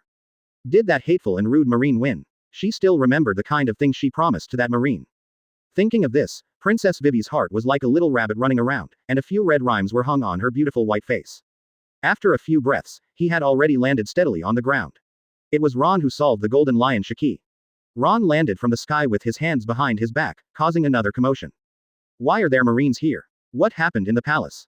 After all, Ron was wearing marine clothes and carrying the cape of justice on his shoulders. Ron ignored the fearful looks of these people and looked up with interest, seeing the pirate fleet falling rapidly from the sky.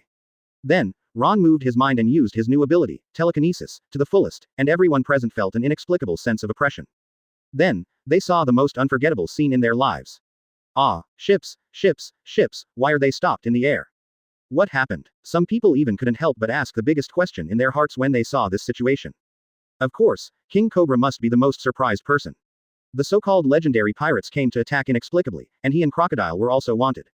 Originally, he thought that his palace was doomed to be destroyed. He knew that everyone in the kingdom had evacuated, so he didn't care. But now in the sky, those pirate ships that could easily destroy him suddenly stopped moving. King Cobra was really afraid that his severely injured body could not withstand such ups and downs and would die. Enel changed his lazy and casual expression and looked at the boss Ron in disbelief.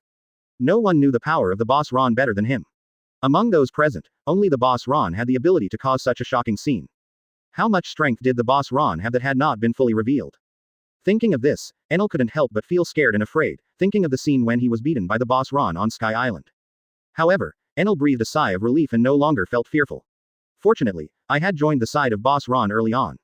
If you can't beat them, you can only join them. After Ron controlled the landing of the flying pirate ship with his mind, he felt that his physical strength was being consumed rapidly. Can the telekinesis reach this level? It is really a powerful force.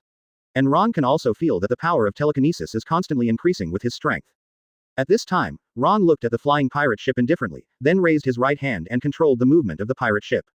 The next moment, Ron clenched his right hand, and all the pirate ships quickly squeezed together. The pirate ships collided violently with each other, making a sound that resounded through the sky. These pirate ships were squeezed crazily by the terrifying force, and they could no longer bear the oppression. They all turned into sawdust and wood blocks all over the sky. Not long after, a huge spherical object composed of wood blocks and sawdust was suspended in the air. Ron casually flicked his right hand towards the desert outside the city, and the huge spherical object quickly rushed towards the desert outside the city with Ron's movement.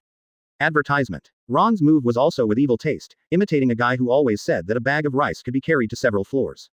Planetary devastation. Boom. As Ron's telekinesis disappeared, the huge spherical object slammed into the desert ground, and the wood blocks and sawdust that were squeezed together were scattered in all directions. Princess Vivi opened her mouth slightly, and her beautiful face was in a dull state, because she had been paying attention to Ron's movements since he appeared. She realized that it was this man who caused these terrifying scenes.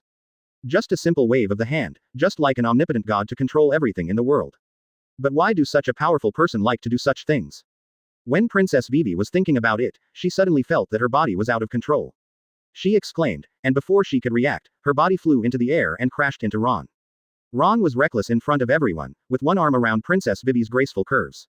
Let me go, there are still many people watching here. Princess Vivi was held by Ron so recklessly, her beautiful white face instantly turned red, and she struggled to push away the arm that was holding her tightly in shame and anger. King Cobra's blood pressure soared when he saw this scene, and he glared at him. My goodness, his daughter was hugged by a strange man. Moreover, this was in front of him, which was simply too much. Who is this B********** D Marine? In other words, he was so seriously injured that he could only lie on the wooden bed lifted by the guards, otherwise he would definitely teach this rude and hateful Marine a lesson. King Cobra looked at the two people he trusted most and the surrounding palace guards at this time, and then he realized that something was wrong. Why did they all look so scared and terrified? Is there something I don't know? Ikalem and Peru were gritting their teeth, looking at Ron as if they were facing a great enemy, as if they were going to die heroically in the next moment. Because they had already seen Ron's terrifying strength, their strength was probably not even as strong as a mantis trying to stop a chariot in front of Ron. But even so, they would never retreat a single step. Especially Ikalem, if Princess Vivi didn't want to, he would definitely attack this powerful Marine even if he sacrificed his life. Ron sensed the hostile eyes around him with his observation Haki. It was obviously a crowded place, but at this moment, the whole place was silent, and everyone was looking at Ron, which made people feel extremely depressed. This feeling was like a small spark was about to explode. The uninformed civilians of Alabasta all had the same idea. This D Marine actually dared to do such a rude thing to the princess of their country. Tisk tisk, this situation doesn't look good. Why are you looking at Boss Ron with such scary eyes? Enel looked at the tense situation that was about to explode, but he looked leisurely and said in a relaxed tone. However, after Enel finished speaking, countless tiny electric wires flashed in his eyes, and a trace of lightning floated from his palm from time to time. If these people dared to attack Boss Ron, he would not have any mercy. Enel would definitely let these people taste the taste of lightning, God's punishment. The people standing around Enel clearly felt that their hair was standing up inexplicably. Princess Vivi looked at these people who were about to attack Ron, who was holding her for her own sake. This shocked Princess Vivi. They couldn't let them do whatever they wanted. This terrible Marine was not something that ordinary people like them could deal with. Just relying on this little brother of Marine, the monster who could release terrible lightning power, could easily destroy their entire army. Princess Vivi made up her mind and made an important decision. She turned her head and whispered shyly to Ron, who was holding her. I promised you the conditions before. I will do everything you asked, but can you let me go now? Ron listened to the tone of Princess Vivi begging for mercy in his arms and was very satisfied with her performance. Chapter 62. World News. Nami is shocked. These are just trash. I don't take them seriously. But since you've spoken, I won't bother with them. Ron let go of Princess Vivi and took out a fine cigar from his body and lit it. Ron didn't hide his words at all, and didn't even lower his voice. He treated everyone present as trash. The D Marine was so arrogant. They had never seen a Marine like Ron. How could he feel like those hateful pirates? Some of the people with bad tempers looked at King Cobra, as if to say, Your Majesty, please allow me to fight this D Marine. But King Cobra had been explained by Ikalem and the others, and he was sweating coldly. Cobra's understanding was enough. Is there such a powerful Marine? Not to mention anything else, just because he easily defeated Shichibukai Crocodile, it was enough to walk sideways in Alabasta. You know, Shichibukai Crocodile, that was once his biggest nightmare, and the mastermind behind the manipulation of this country. Such an evil and powerful Shichibukai was easily controlled by this Marine, so what can they use to resist this terrible and powerful Marine? Since this Marine has let go of his daughter and no longer has too much rude behavior, Cobra pretends that he has seen nothing. The people of Alabasta have suffered enough, and he doesn't want to see any unnecessary sacrifices and bloodshed. Since there is nothing wrong with the palace, Cobra signaled Ecolem to evacuate the crowd and they will return to the palace first. The angry crowd did not get instructions from King Cobra, so they could only be angry for a while and then dispersed in frustration. It can only be said that this arrogant marine is lucky, otherwise they will definitely beat this B********* D severely and let him know the consequences of being rude to the princess. Ding. Arrogant mission completed. Get rewards. Detected host performs arrogant behavior on multiple people and gets rewards. Strength plus 0.01, 0.1, 0.5. Physical strength plus 0.01. Ron looked at this reward that was almost the same as nothing, and felt speechless. It seems that after his strength has greatly improved, the reward amount for ordinary people can be almost ignored. Quick, speed up the printing of these big news for me, get serious today, and print them all for me before tomorrow. Haha, these big news will definitely set off the world, I'm getting more and more excited. After Morgans finished writing the big news, he came to his secret printing base, looking ecstatic, and commanding his men with his hands and feet. This sea is about to calm down, let me, Morgans, inject another dose of stimulant into this world. See, just prepare to start the excitement and carnival thoroughly. Night. In the Alabasta Palace, a magnificent, exquisitely and elegantly decorated room is filled with a very comfortable, faint fragrance. It was Princess Vivi's bedroom. At this moment, Princess Vivi was lying on the bed with such a heavy burden. Ron's domineering and strong look flashed through her mind. Thinking that she had promised that hateful marine, she couldn't help but feel a little shy. Advertisement. Dear Princess Vivi, now it's time for you to fulfill your promise. A sudden voice in the room woke Princess Vivi, who was in a daze. She stood up and took a closer look, and found that it was the hateful marine she was thinking about. How did you get in? Princess Vivi's beautiful face was dazed for a while, and she looked at Ron a little flustered. Ron looked at Princess Vivi in a daze, her graceful figure was vaguely visible under her pajamas, especially the pair of proud white eyes. This scene made Ron's mouth slightly raised, and he answered Vivi Kosei's question nonchalantly. Dear Princess Vivi, don't worry about these things, let's learn about some more important things. Princess Vivi was dazed for a while, and heard the meaning behind Ron's words, and her beautiful face flushed instantly. Kr. Before Princess Vivi could speak, Ron had already started his action. Princess Vivi felt the warmth and hard body close to her side. She suddenly felt her whole body limp. The next day, countless news birds were flying around on the sea, and they were full of newspapers. On a ship sailing on the sea, a person raised his hand to the sky and waved to the news birds that were coming and going, very busy. Give me a newspaper. Quote. Accompanied by a clear and pleasant voice, one of the news birds swooped down and stood firmly on the pillar. Anyone who has read the recent news knows that this pirate ship is the most famous rookie pirate ship recently, the ship of the Straw Hat Pirates. It is the protagonist of the previous newspaper content, the Straw Hat Pirates who defeated Shichibukai Crocodile. And the person who bought the newspaper from the news bird, a young, playful and cute orange-haired beauty, is a member of the Straw Hat crew, the little thief cat Nami. Advertisement. Nami took a newspaper from the news bird and saw that the price was 100 Baileys. This number of money to be paid fell into Nami's eyes, and Nami instantly burst out with an extremely powerful momentum, and the news birds trembled and were afraid. Damn profiteers, the price has increased again, and I won't buy your newspaper next time you increase the price. Quote. Nami was angry for a moment, but she still reluctantly paid the 100 Baileys, which seemed to her a lot. The news bird raised its wings helplessly, touched its little head, and then flew away with the 100 Baileys paid by Nami. 840. The news bird obviously recognized Nami's appearance. They didn't know why, but all the news birds were instinctively afraid of Nami's rage. Nami opened today's newspaper and browsed the news on it. The information on the newspaper came into view, and it was clear at a glance. Looking at the man who spanned the entire white paper, he had a familiar look, and was dressed like Marine. Nami's pupils dilated. It was him, the hateful Marine who bullied her and took advantage of her in Loguetown. His appearance, Nami will never forget it for the rest of her life. Since that time when Marine took advantage of her, she would think of that smirk almost every night before going to bed. Nami clenched her teeth, a shy look bloomed on her face, and she immediately read the content. Nami was completely shocked. This hateful Marine is so powerful that he can do such a thing. The newspaper in Nami's hand slipped silently from her palm, and the content on it was written with many eye-popping words. The legendary pirate Golden Lion fell. The new generation monster of Marine. Golden Lion Shiki was killed by the new generation of Marine. Shock. The future Marshal of Marine turned out to be him. Big news. According to the interview with him, it is known that the current Marine Marshal Sengoku actually supports him to be the next Marine boss. Chapter 63. Ron's name resounds throughout the sea. Hey, what happened to Nami? Is there some terrible news in the newspaper? Oh no. Is it because of what we did in Alabasta? Is there a Marine fleet chasing us? Nami's abnormality caused the Straw Hat crew to question, and Straw Hat Luffy stretched his head and looked at Nami with an idiotic look. Chopper and Usopp hugged each other with tears and trembling. Robin, who was reading a book with relish, saw the newspaper dropped from Nami's hand. In an instant, a small hand grew strangely on the deck, picked up the newspaper, and then grew wildly until it handed the newspaper to the table in front of Robin. Robin picked up the newspaper on the table elegantly, opened it and looked at it carefully, covering his mouth and said in surprise, "It's really a big news." "What? Show us." The Straw Hat crew immediately surrounded Robin, staring at the newspaper in Robin's hand with wide eyes. "Hey, who is this man? He seems to be wearing marine clothes. What does Marine Master mean?" Chopper asked with a confused look on his face. What's so surprising about the fact that there is only one Marine? They seem to be chased by Marine every day these days. Marshal Marine. Usopp heard Chopper's ignorant question and screamed. He knew the value of these 4 words. Marshal Marine was the boss of all Marines in this sea, including the strongest Marine force they met some time ago, Marine Admiral 3. Aokiji Admiral's terrifying combat power made all of them have no experience of resistance. They were easily defeated by him. That feeling of despair, Usopp still can't forget it. Before Usopp could put his mind at ease, he heard the words of his troublesome captain Straw Hat Luffy again. "Huh, it's this Marine uncle, I've seen him before, he seems to know my grandfather.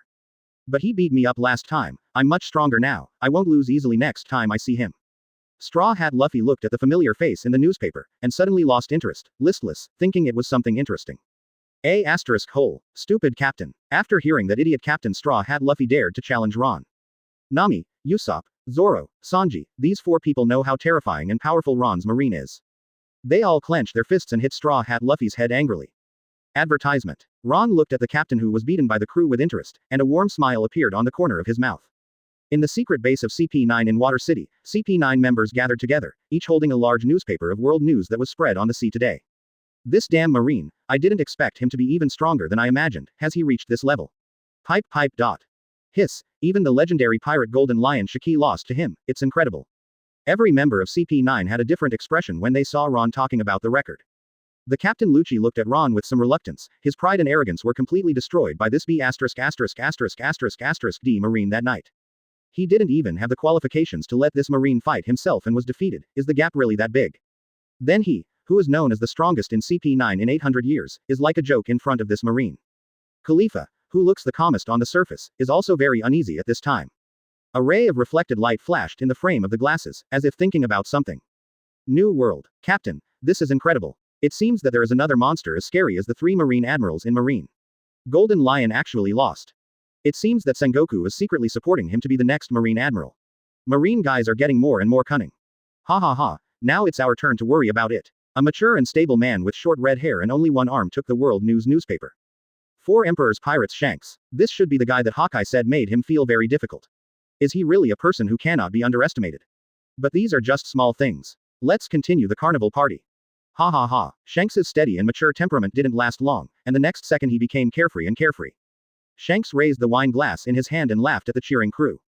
On the sea, there were groups of pirate ships, with a huge pirate ship in the center, and the bow was like a whale's chin. The huge sail was hung with an eye-catching pirate flag, with a skull painted on it, and a long beard across the middle of the skull. Moby DK. The pirate ship of Whitebeard, the strongest man in the world. Dad, big news, there is a monster comparable to Marine Admiral on the Marine side, it seems that this sea is destined to be restless again. Even Golden Lion was killed by him. Quote. Advertisement. A burly and tall man, wearing armor, is the captain of the 3rd Division of the Whitebeard Pirates, Diamond Joe's. Demon Fruit Power. Paramesha Shining Fruit, the body can turn into a transparent and pure diamond, with the strongest hard material, and extremely high attack and defense capabilities. Diamond Joe said to the giant Whitebeard sitting on the top of the ship with a solemn look. Didn't expect that even the Golden Lion guy lost. Whitebeard couldn't help but be a little absent-minded when he heard the news.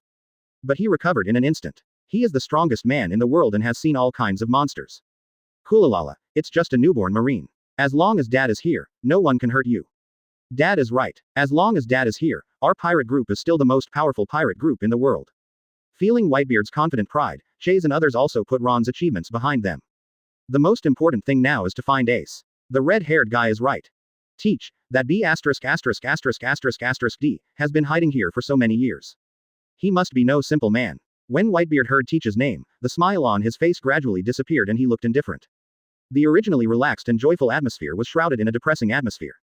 Teach really broke his heart. They were obviously his most precious sons, but they killed each other for a so-called devil fruit. If Teach really wanted it, as long as he said it, Whitebeard would definitely give it to him, but he killed his own brother.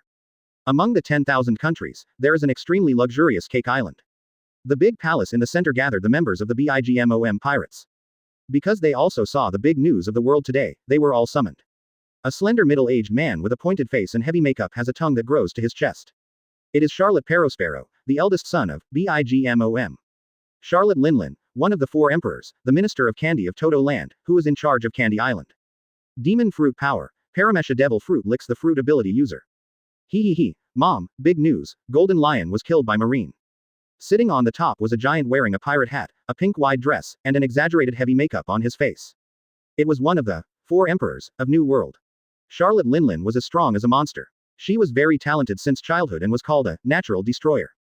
Ma, Jiao da Jiao, Ma. A unique laugh sounded, and 4 emperors Charlotte Linlin was obviously very interested in what her son Pero said. Looking at the newspaper that her son spread out in front of her, Ron's tall and handsome appearance made Charlotte Linlin very interested. What a powerful man. If you are willing to marry me, the offspring born will definitely have very powerful genes. When he comes to New World, invite him to me. Yes, Mom. Facing their mother's nonsense, the members of the Bigmom pirates chose to agree without thinking. Otherwise, their mother would be furious again, and they could not bear their mother's anger.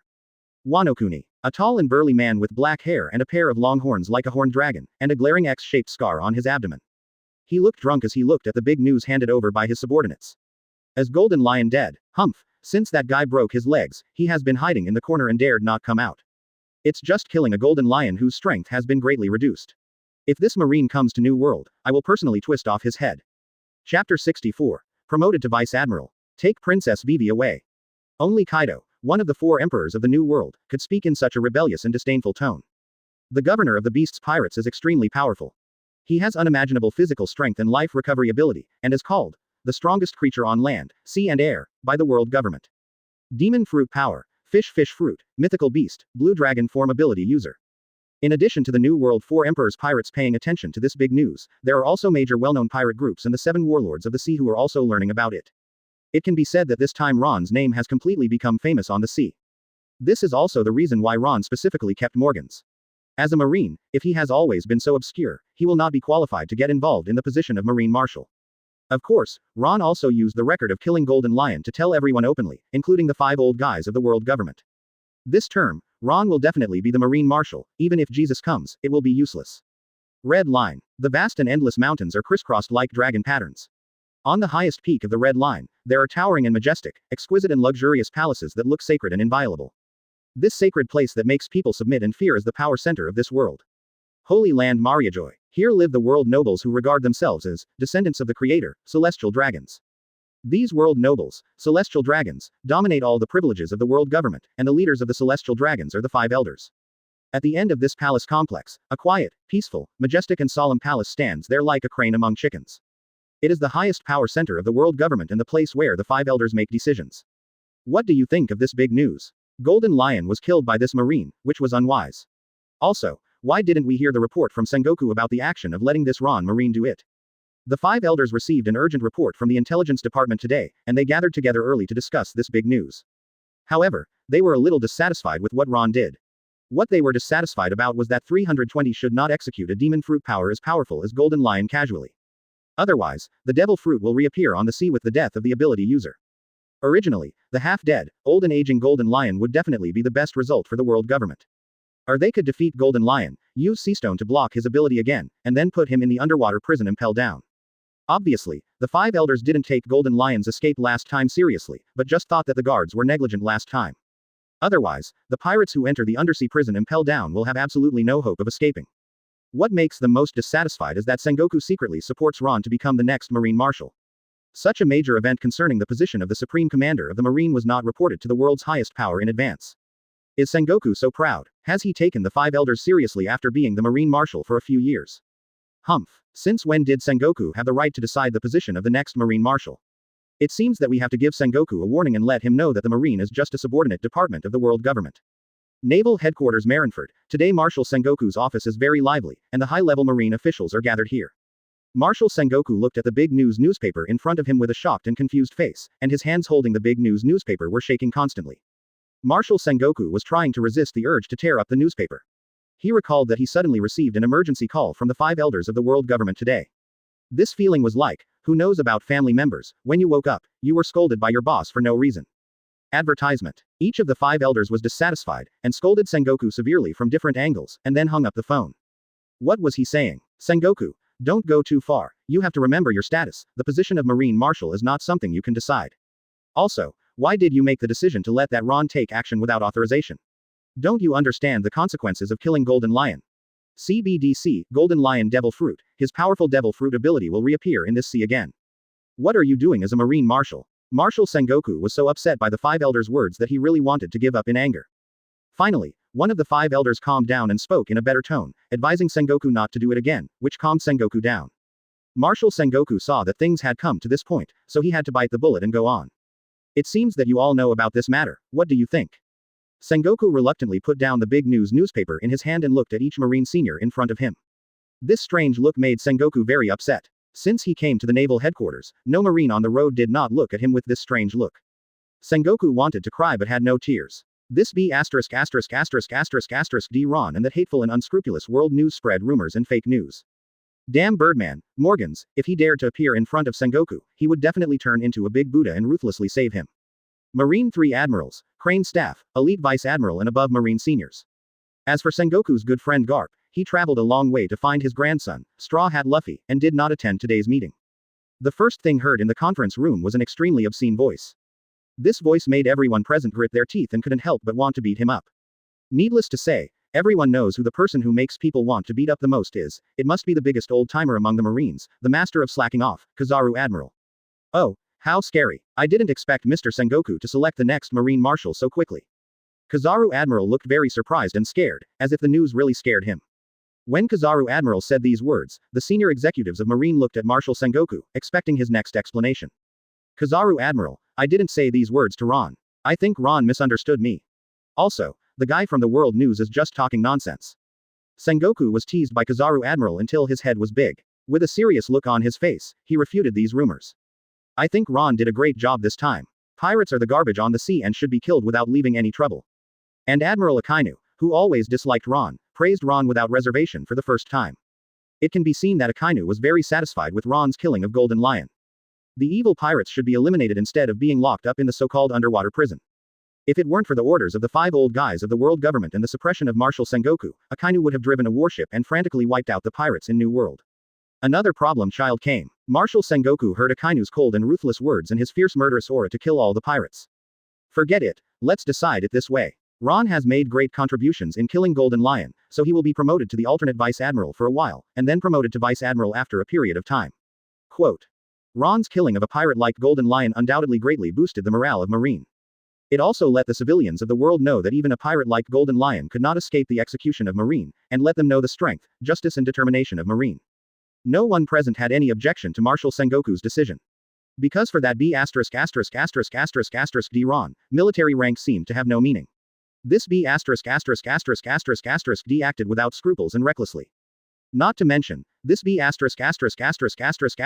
was as powerful as Marine Admiral, and they, the Marine high-level officials, had no way to deal with Ron. You can't beat him, and you can't talk him out of it. Who can compare to that bad guy Ron? Advertisement. Okay, let's end the meeting today. Quote. Marshal Sengoku ended the meeting of the Marine high level as soon as possible. He couldn't wait to solve the trouble of that D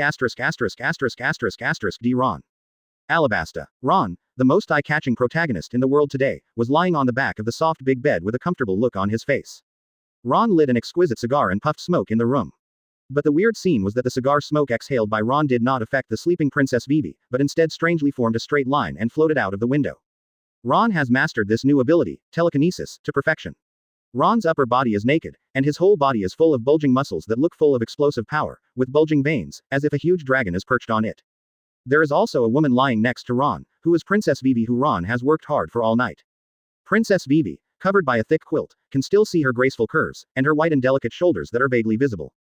Beep. Hum. From Ron's marine clothes on the ground in the distance, there were waves of Den Den Mushi sounds. Ron looked over, and the marine clothes flew up without wind, and the Den Den Mushi inside quickly came out of the pocket and flew towards Ron. Looking at the Den Den Mushi belonging to Marshal Sengoku, Ron's mouth curled up. It seems that the bird of Morgans has been dealt with. The speed really surprised Ron, and Ron could already imagine the faces of the five old guys from Sengoku and world government. However, it seems that this uncle has become famous all over the world from today. Ron answered Marshal Sengoku's Den Den Mushi and said nonchalantly. Hey, old man Sengoku, why are you calling so early in the morning? Even if the mission is urgent, I don't want to rest. Wait a little longer, That guy Crocodile, this uncle will take him back right away. Quote. Marshal Sengoku doesn't care about Crocodile now. He is driven crazy by the rumors spread by Ron. Ron, don't you know what you did in Alabasta? Hey, old man Sengoku, what else can I do? I just met a pirate who got in the way while on a mission. Then I wanted to catch him. Who would have thought that Golden Lion was so weak that he couldn't even withstand a light punch from me? If Golden Lion heard what Ron said, he would be so angry that he would die. Which pirate dared to come out to block your full-strength punch? Marshal Sengoku was speechless when he heard Ron's arrogant attitude. This is not the point. The point is, when did I say that I decided to make you the next Marine Marshal? Quote. Hey, old Sengoku, you told me that you told me not to make trouble, and the next Marine Marshal will be mine. Marshal Sengoku heard Ron's words and remembered the content of his conversation with Ron when he urged Ron to complete the task as soon as possible.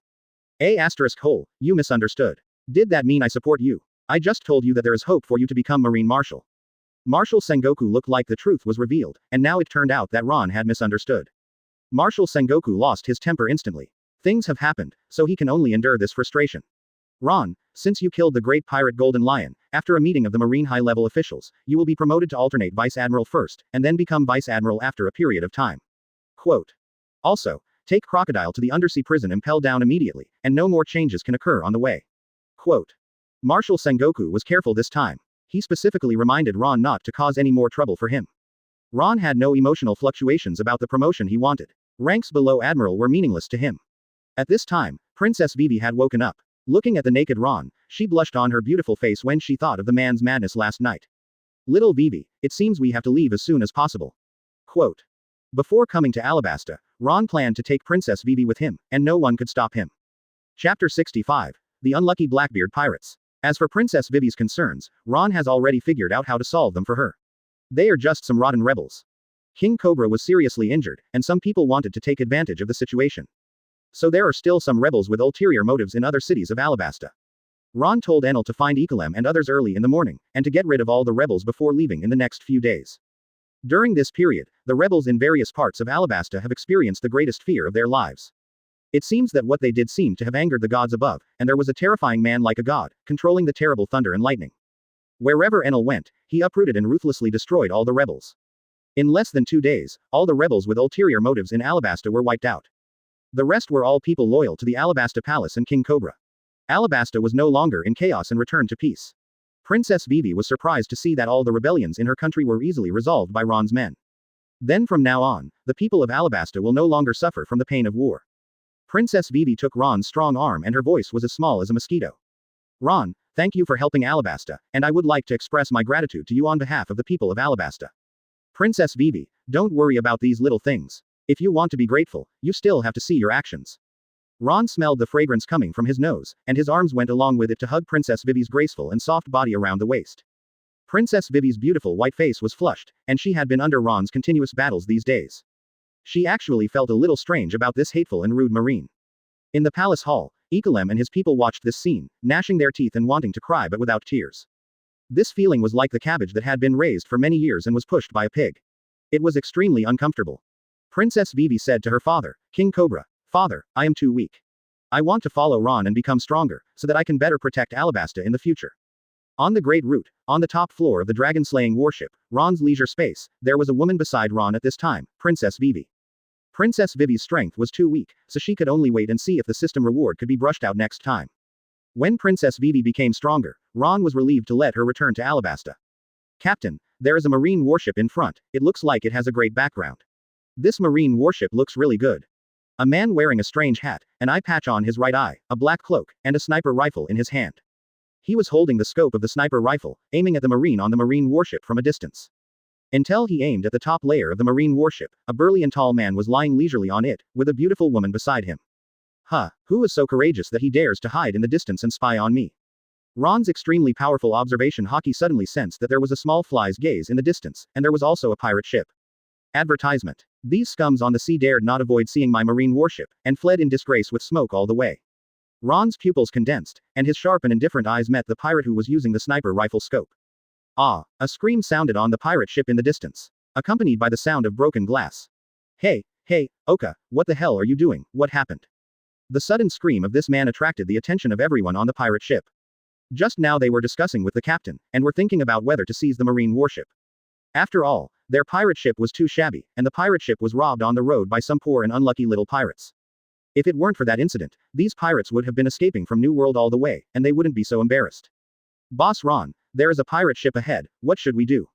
Enel turned into countless tiny lightning bolts, slowly appeared on the highest railing of the warship, and informed Ron that a pirate ship appeared in front of the Dragon Slayer warship.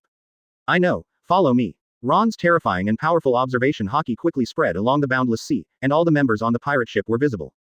These were some very familiar faces to Ron, and Ron showed a smile that was very interested in them.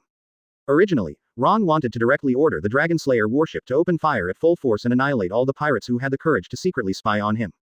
In the small place of East Blue, relying on the artillery power of the Dragon Slayer warship, these small pirates were completely slaughtered one-sidedly. However, Ron sensed the appearance of these pirates, and it turned out to be them, which was interesting. Blackbeard pirates. On the other side of the pirate ship, the man who was knocked down by Ron across the sea recovered at this time and stood up from the ground with a calm look. It seems that we have encountered an incredible marine, Captain, it seems that we are not going to be good today. One of the man's eyes was scratched by the lens of the sniper rifle scope, and a blood mark was formed. The bright red blood formed a thin line and dripped on the deck of the pirate ship. Ha ha ha ha. You were right, Oka, those B********* D Marines drove the warship over. Little East Blue still has such a powerful marine, it seems that I don't know whether it is our bad luck or theirs. He is a middle-aged man with a few teeth missing from his mouth, his skin looks rough, his body hair is thick, he is tall and burly, and he is wearing a red shirt. He is the captain of this pirate ship, Blackbeard. Some time ago, in order to seize Logia's most evil devil fruit, Dark Fruit, he killed Thatch, the captain of the Whitebeard Pirates' 4th Division. So he fled all the way from New World to the small East Blue to avoid Whitebeard's rage. Of course, Blackbeard has other plans, not just to avoid Whitebeard's pursuit, he also has other plans. ... He has coveted the throne of the 7 warlords of the sea for a long time, and he is now preparing to capture the Straw Hat Luffy who has been in the limelight recently. Advertisement. Then, take the Straw Hat Luffy to trade with the world government in exchange for the throne of the 7 warlords of the sea plus some marine warships and supplies. Some well-equipped marine warships can directly cross the Calm Belt, the biggest problem for pirates, without fear of the difficulties of the Calm Belt. Boys, get ready for battle. Let's see what these marines can do. Ha ha ha. Blackbeard stood alone on the bow, facing the sea breeze caused by the huge marine warship in front. Blackbeard was in high spirits at the moment, because he had eaten the devil fruit that he had dreamed of most in his life, and his ambition was expanding wildly. Let this sea see what real pirates are like. These pirates can only fight small battles. Unlike them, dominating the world is Blackbeard's ultimate goal. Boom. With a huge sound, a huge hole was smashed in the middle of the deck of Blackbeard's pirate ship. With such a strong impact, this shabby pirate ship was almost sunk to the bottom of the sea by the shock wave. A man wearing marine clothes and a dazzling marine cloak fluttering in the wind behind him, his body was suspended in the void without any support. It was Ron who jumped over from the dragon-slaying warship. Fighting had to come here. These trash would only dirty his marine warship. Boss Ron, you don't need to fight these rubbish, let me see what they can do first. Then, several lightning threads appeared around Ron, and then condensed into human bodies. Enel looked very interested in Blackbeard and his group, eager to try. He has been trained by Boss Ron recently, and his observation Haki, armament Haki and physical skills are growing day by day. When Blackbeard and his group saw Enel appear, they all became serious and solemn. Logi a demon fruit power. Well, go ahead. Quote. Bang bang. Ron's voice had just fallen when several gunshots rang out, and 2 large holes were instantly pierced through Enel's heart and head. Enel was stunned, sweating profusely, and looked at a man on Blackbeard's side. The muzzle of the sniper rifle in his hand was smoking. So fast. If these bullets were covered with armament Haki, he would have been hit in the vitals at that moment. No wonder these pirates attracted the interest of Boss Ron. It turned out that they were really interesting pirates. Enel had already started to get serious at this time. The carelessness just now made him feel the threat of death that he had not felt for a long time. Zzz. As Enel got serious, countless lightning bolts as big as small snakes appeared out of thin air on the pirate ship, and the dazzling lightning illuminated the entire pirate ship. This horrible scene stunned the Blackbeard pirates, and they all felt very bad in their hearts. It seems that today the Blackbeard pirates are in trouble. They have just arrived in East Blue and encountered such a powerful demon fruit power. Chapter 66. Weird and powerful dark fruit ability. Oka, you are no match for him, you retreat first. Countless amazing lightning appeared on the ship, Blackbeard sweated profusely, this terrible lightning ability reminded him of the devil fruit illustrations he had seen before. Logi a devil fruit, thunder fruit. This devil fruit, Blackbeard was also very moved by its powerful and terrifying lightning ability. Thunder, this great power is definitely not inferior to any natural disaster. 60 million volts, ah. After a lifelike giant lightning bird was condensed into shape by countless lightning forces, it attacked Blackbeard unstoppably. It hurts so much. Damn B**********D Marine. Blackbeard was instantly drowned by the giant lightning bird that could not be captured by the naked eye, and countless lightning forces were constantly shocking Blackbeard's body. Damn little lightning ghost, Blackbeard was suffering unimaginable pain at this time. When the lightning power of the giant lightning bird on his body was completely consumed, Blackbeard was like a charred dead fish, lying on the deck, gasping for breath, with a wisp of white smoke coming out of his body. 093, Captain. Captain, are you okay? Captain, you are in such a mess. The Blackbeard pirates ran to Blackbeard and helped him up. After eating the dark fruit, he could not transform into an element like other Logia users to avoid the enemy's attack. He could only absorb the enemy's damage, and the pain he suffered would be several times more than that of ordinary people, which was why Blackbeard was in such severe pain. Enel looked at his easy move, which made the captain of the opposite pirate group howl like a ghost fox and wolf, and showed a disdainful smile on his face. However, what Enel did not notice was that the scars on Blackbeard's body were being absorbed bit by bit. Until Blackbeard felt that the severe pain in his body had been completely absorbed, he looked at Enel, who despised him with an extremely angry look. Little brat, don't be so arrogant. Come here. A substance similar to strange black smoke came out of Blackbeard's body, and then the thick black smoke on his body rolled straight up to the sky. Blackbeard opened his big mouth with a few missing teeth, and raised his left hand that was submerged in strange black smoke, and pointed it at Enel in the air in the distance. Advertisement. Dark water. A small spiral Uzumaki formed on Blackbeard's left hand, and countless black smoke was attracted into it. Enel instantly felt an inexplicably strong attraction, and his body could not control and rushed towards the spiral Uzumaki in Blackbeard's hand. Enel showed an unbelievable expression on his face. Even when he turned into lightning with his element, he could not escape this inexplicably strong attraction. What the hell is this? You be asterisk asterisk asterisk asterisk asterisk D pirate, what did you do? Enel angrily controlled the power of Thunder Fruit, and countless powerful lightning appeared behind Blackbeard, attacking Blackbeard. Ah, it hurts, damn kid, come to me obediently. Blackbeard endured the severe pain of being electrocuted, and the gravity on his left hand increased crazily. The next moment, Enel was grabbed by Blackbeard's left hand, and Enel instinctively wanted to release the lightning in his body to attack Blackbeard. What? The ability disappeared.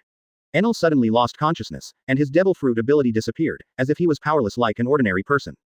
This familiar feeling is like if he had the idea of betraying Boss Ron, his ability would disappear inexplicably. Unexpectedly, this damn pirate in front of him actually has this terrifying ability. Marine kid, let you bear the pain for a while. You should have not tasted the pain for a long time after getting the Logia Devil Fruit. Ha ha ha. Enel was speechless when he heard Blackbeard's words. He really wanted to refute him. I was beaten by Boss Ron every day. I have never felt the pain. Blackbeard didn't care about Enel's mood. Armament Haki spread to his right hand and hit Enel's left hand hard. There was no room for holding back. Blackbeard wanted to get rid of this little thunder and lightning ghost completely, otherwise this terrible thunder and lightning ability would be too troublesome. Enel looked at Blackbeard's gravity punch, and his hands also extended Armament Haki. Enel's right fist also fought with Blackbeard, trying to resist Blackbeard's full-strength punch. When the two came into contact, a powerful shock wave swept the entire field, and even the deck was overwhelmed and small cracks like spider webs appeared. However, Enel's Armament Haki, which he had just practiced not long ago, was still too immature compared to Blackbeard's Armament Haki. He was defeated by Blackbeard without any resistance after just a hit from Blackbeard's heavy punch. Blackbeard used the remaining strength and punched Enel in the abdomen. Enel's abdomen was hit by Blackbeard's heavy punch, and his blood and chi were in chaos. A trace of blood slowly flowed from the corner of his mouth. Blackbeard saw that Enel also knew Armament Haki, and he became very interested in Enel. Originally, he thought that Enel would be difficult to recruit as a marine, but now he can see that Enel has great potential as a marine. He is a user of the Logia Thunder Fruit, and he also knows Haki and Taijutsu. If he grows up, it will be great, but this marine is not very proficient in Taijutsu and Haki now. Isn't this the template of the Marine Admiral, the highest combat power of the Marine? Otherwise, even if he has the ability of the Dark Fruit, he will never be able to catch this marine so easily. Haha, kid, you are very powerful, are you interested in joining my pirate group? Let's dominate the world together. With the ability of this fruit, you don't have to work hard for the corrupt world government.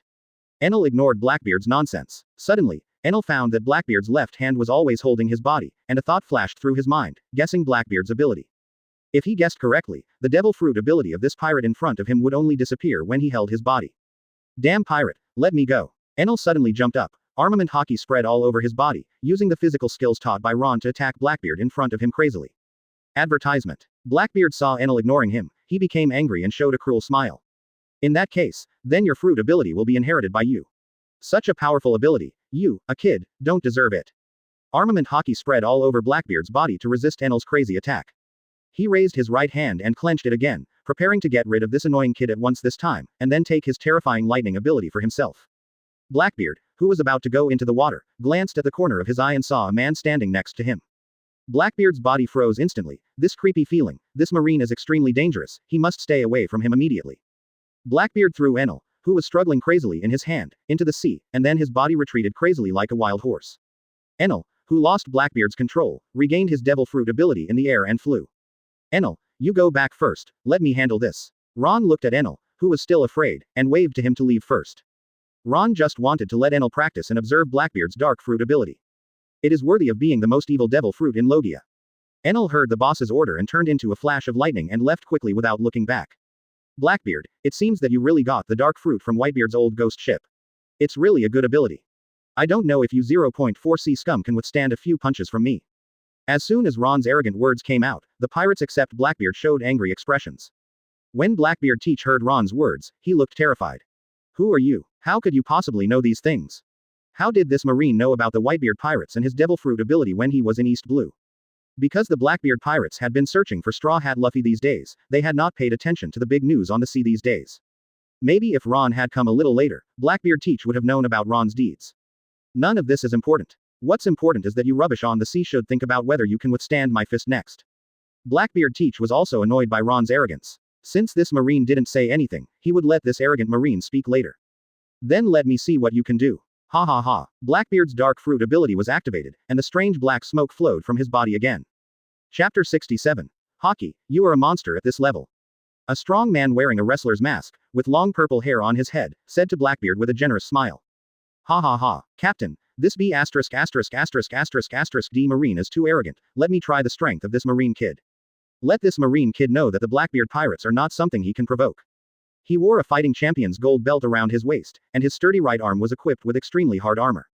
In the Blackbeard pirates, the captain and helmsman of the number 1 ship was named Gizas Bahas, nicknamed Champion.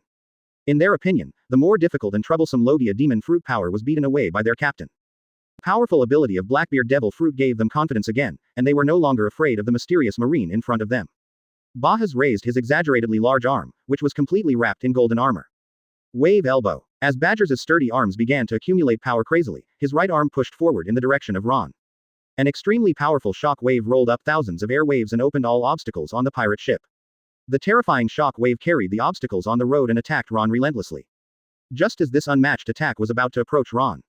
In an instant, all the objects around Ron's body seemed to be still in time and space.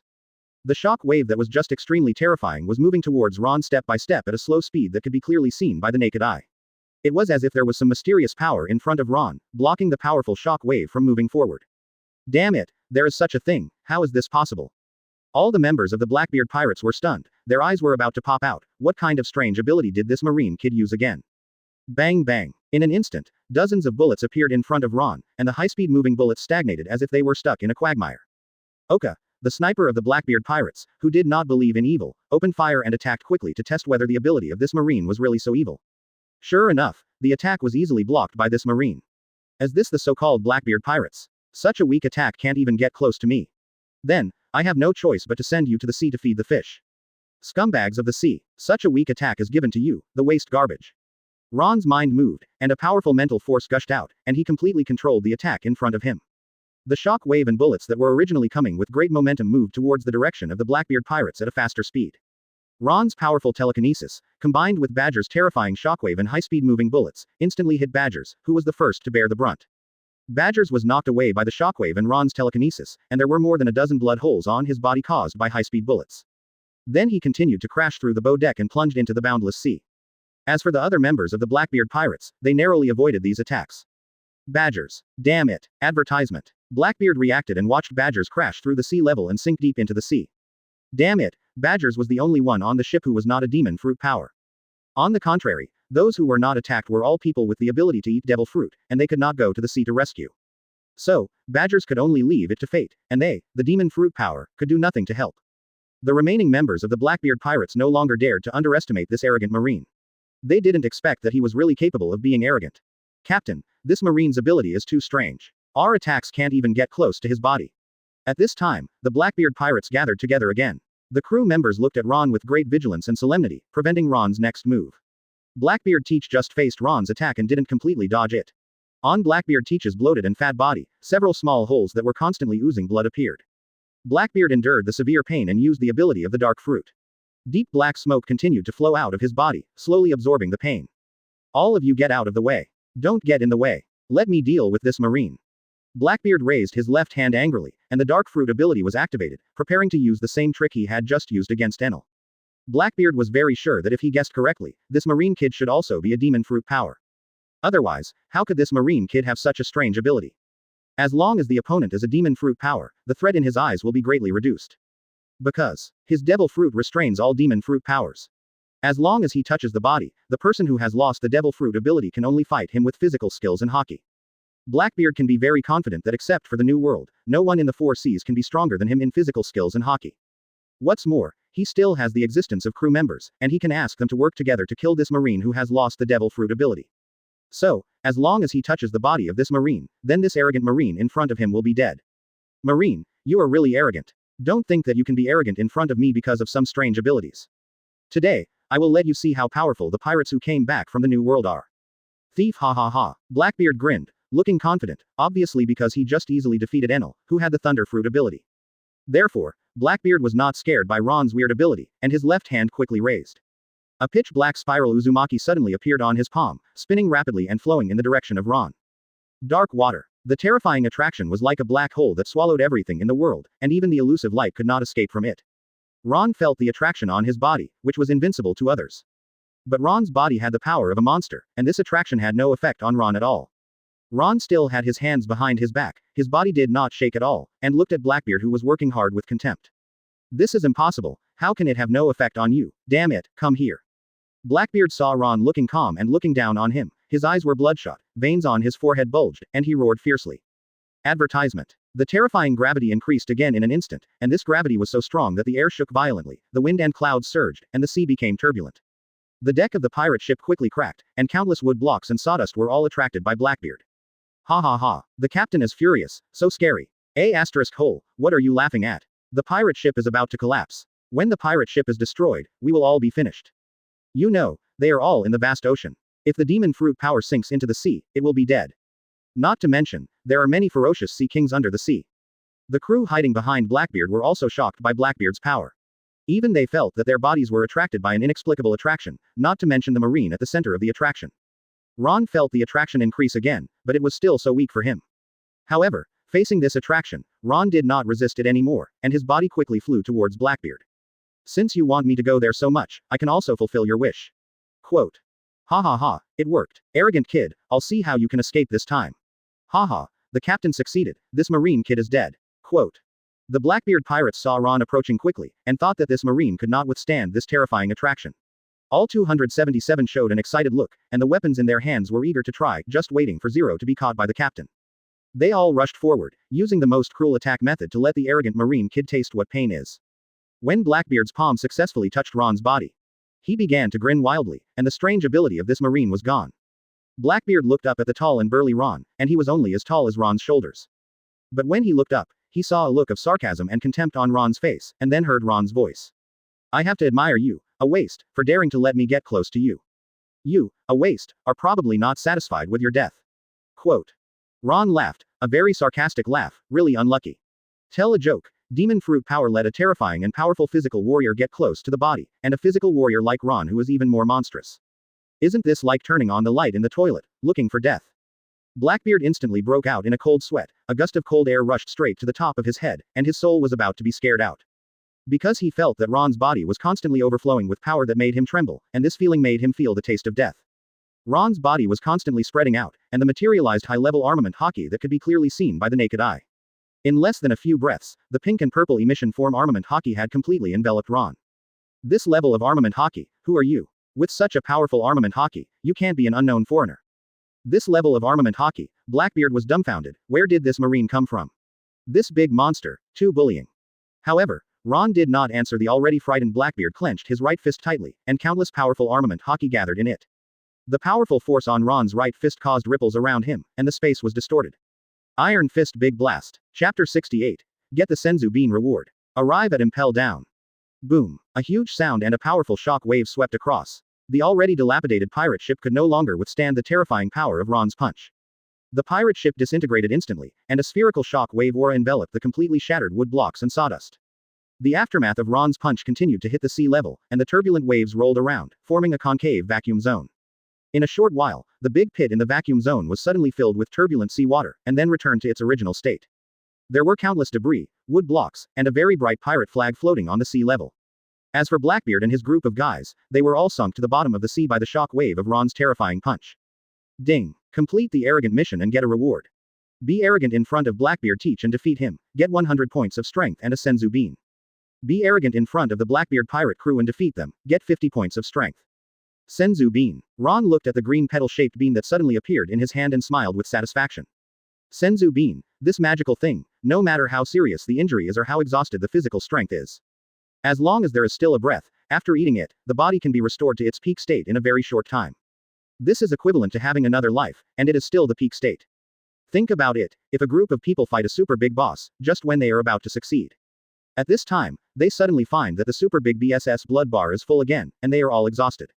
This kind of despair, Ron thinks it is very interesting. Ron's mind moved, and the senzu bean in his hand disappeared, and it was stored back in the system. This kind of good thing should be kept well. I believe it will be very useful at that time. With this thing, Ron can do it without restraint. Ron looked at the calm sea level. There was no figure. He glanced at a sea level, looked meaningfully, and then disappeared in the air in an instant.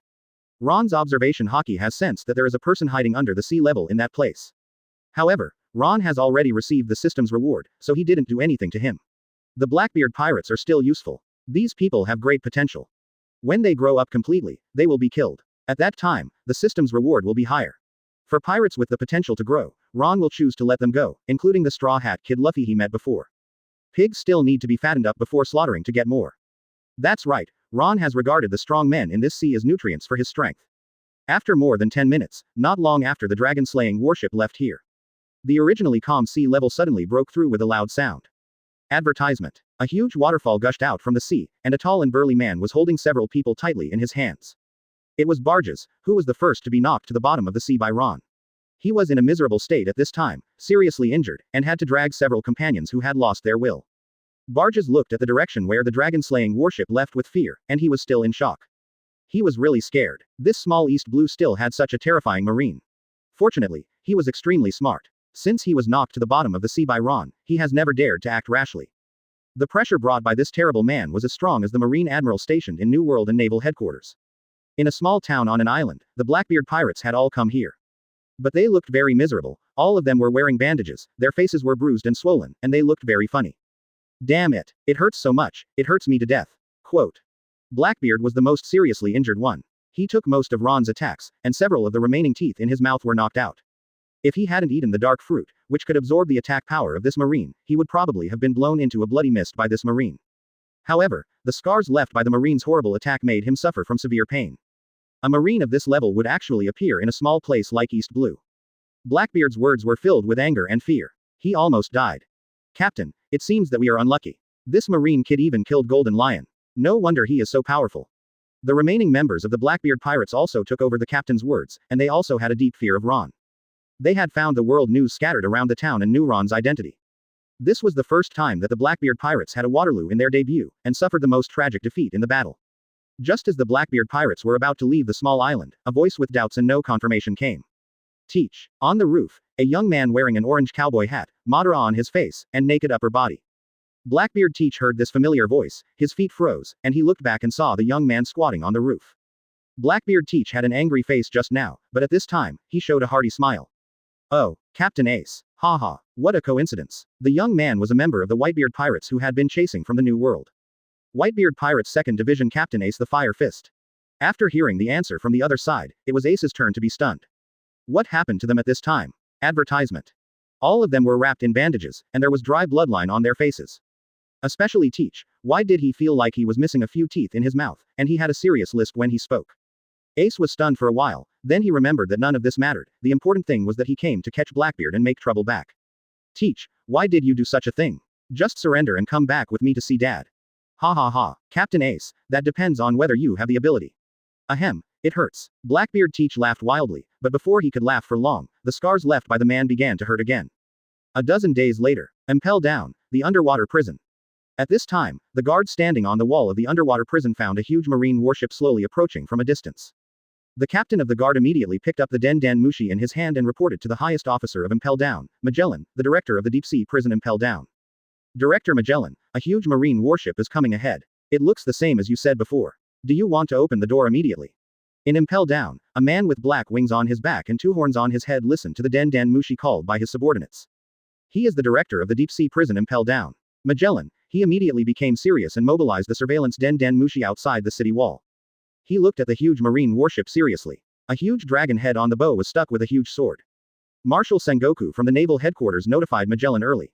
There was a Rear Admiral from the Naval Headquarters, a guy named Ron, who was escorting the 7 warlords of the Sea Crocodile to Impel Down, asking him to be in a spirit of raising the score. Marshal Sengoku even described the appearance of the guy's marine warship to him, King Qian, in detail. Tell Magellan not to have any doubts, after all, he can get from. Marshal Sengoku is really scared, he has to take precautions now, if there is any conflict, he will really explode. After all, he knows the character of Ron, the B************ D, best. It's him, open the city gate immediately and let them in. Magellan looked at this magnificent marine warship and secretly complained about Marshal Sengoku. A marine warship with this configuration and scale is not something a marine rear admiral can have. Although he also knew that the Marine Rear Admiral who came was the guy who killed the great pirate Golden Lion some time ago, he couldn't violate the marine regulations like this. It seems that this guy is another difficult and troublesome guy. Now I can only hope that this guy will not cause any big trouble here. On the Dragon Slayer warship, Ron looked at the huge scale, strict guards, and indestructible walls. Is the underwater prison Impel Down? The great pirates imprisoned in it are extremely vicious and terrifying in the eyes of outsiders. But in Ron's eyes, they are like delicious lambs. Chapter 69. Big shot from Marine. Magellan is serious. Except for Ron, every Marine who just came here on the ship will be surprised by this building that looks like a steel giant. A large circular steel city, surrounded by marine warships, heavily guarded, impregnable, tightly surrounding this place. This is the deep-sea prison you mentioned where demon fruit power is imprisoned, it's really scary. Enel also learned about the situation of this deep-sea prison from Lieutenant Colonel Dib along the way. It is the nightmare of pirates and demon fruit power at sea, the most famous copper wall, Impel Deep-Sea Prison Impel Down. Crocodile looked at this copper wall deep-sea prison. He was arrogant and showed a very disdainful expression, with the temperament of a big boss. Tisk, is this the prison where demon fruit power and pirates are imprisoned? It doesn't look scary. Crocodile was in Alabasta, and he did not lose his confidence after being hit one after another. After being defeated by the Straw Hat Luffy Brat and the Marine Brat in front of him, he regained his pride in challenging Whitebeard. As it has been a long time since Ron killed Golden Lion Shiki, he has already determined that the old guy Golden Lion has no strength. Crocodile thinks that Ron, the Marine Brat, just killed an disabled old guy. Crocodile's idea is the same as that of most pirates on the sea now. They were just shocked by Ron's record of killing Golden Lion Shiki.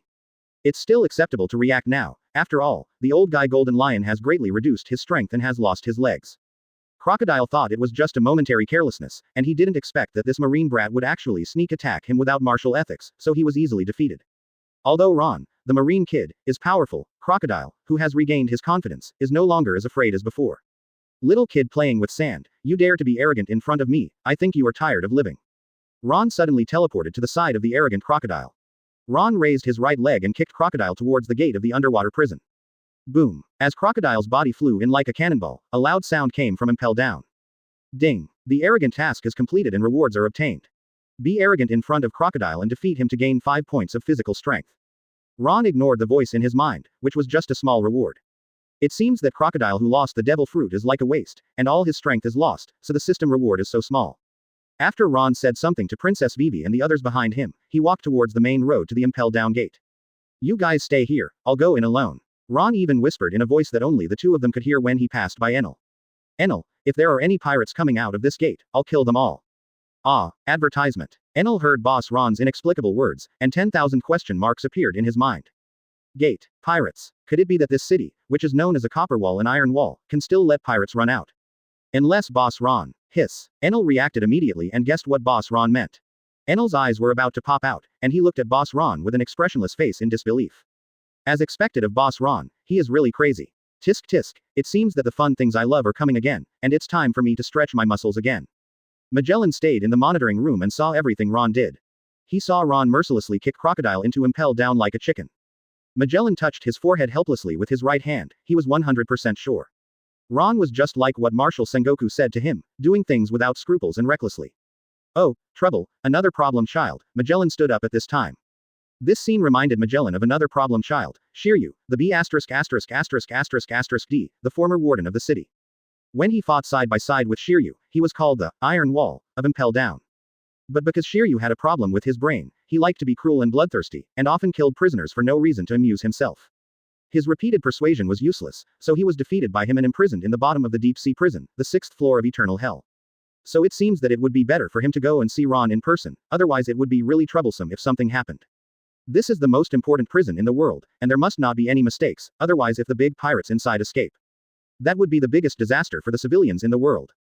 Magellan immediately picked up the Den Den Mushi on the table and prepared to notify Deputy Director Hannibal. Hello, this is the warden's office, is there anything going on? As soon as Magellan got through the Den Den Mushi, he heard words that made him speechless, and immediately roared at the other side. Stupid subordinate, what are you talking about? I am the summer director. Oh, no, I said the wrong thing, sorry, I accidentally said what was in my heart. The man opposite the Den Den Mushi was immediately in a panic. Hannibal, come with me to the first floor. There's a big shot coming from the Naval Headquarters.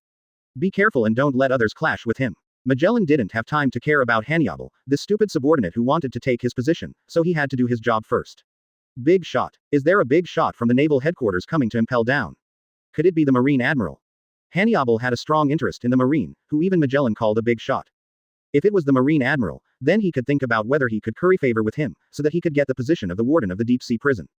Magellan heard Hannibal's thoughts and was speechless, but he still answered Hannibal's question. It's not the Marine Admiral, it's the Marine Rear Admiral Ron who was the protagonist of the world news last time and caused a sensation in the world. Yes, it's the terrible man who killed the Golden Lion Haki. Quote. Hey, it's him, that's really scary. Hannibal broke out in a cold sweat and shivered when he heard that the person from Naval Headquarters was Ron. Advertisement. Even their secluded deep-sea prison had heard about this big news that shocked the world. The Impel Down guards knew the most about the power of Golden Lion Haki. The legendary pirate Golden Lion escaped from this place, and Hannibal was there at the time. But he was just a small jailer. A powerful pirate like Golden Lion was killed. What a scary marine. Quote. Quote. At this time, a series of stomach bubbles interrupted their conversation. Magellan's face twisted and he felt very uncomfortable in his stomach. Magellan immediately raised one hand to cover his stomach and held it in.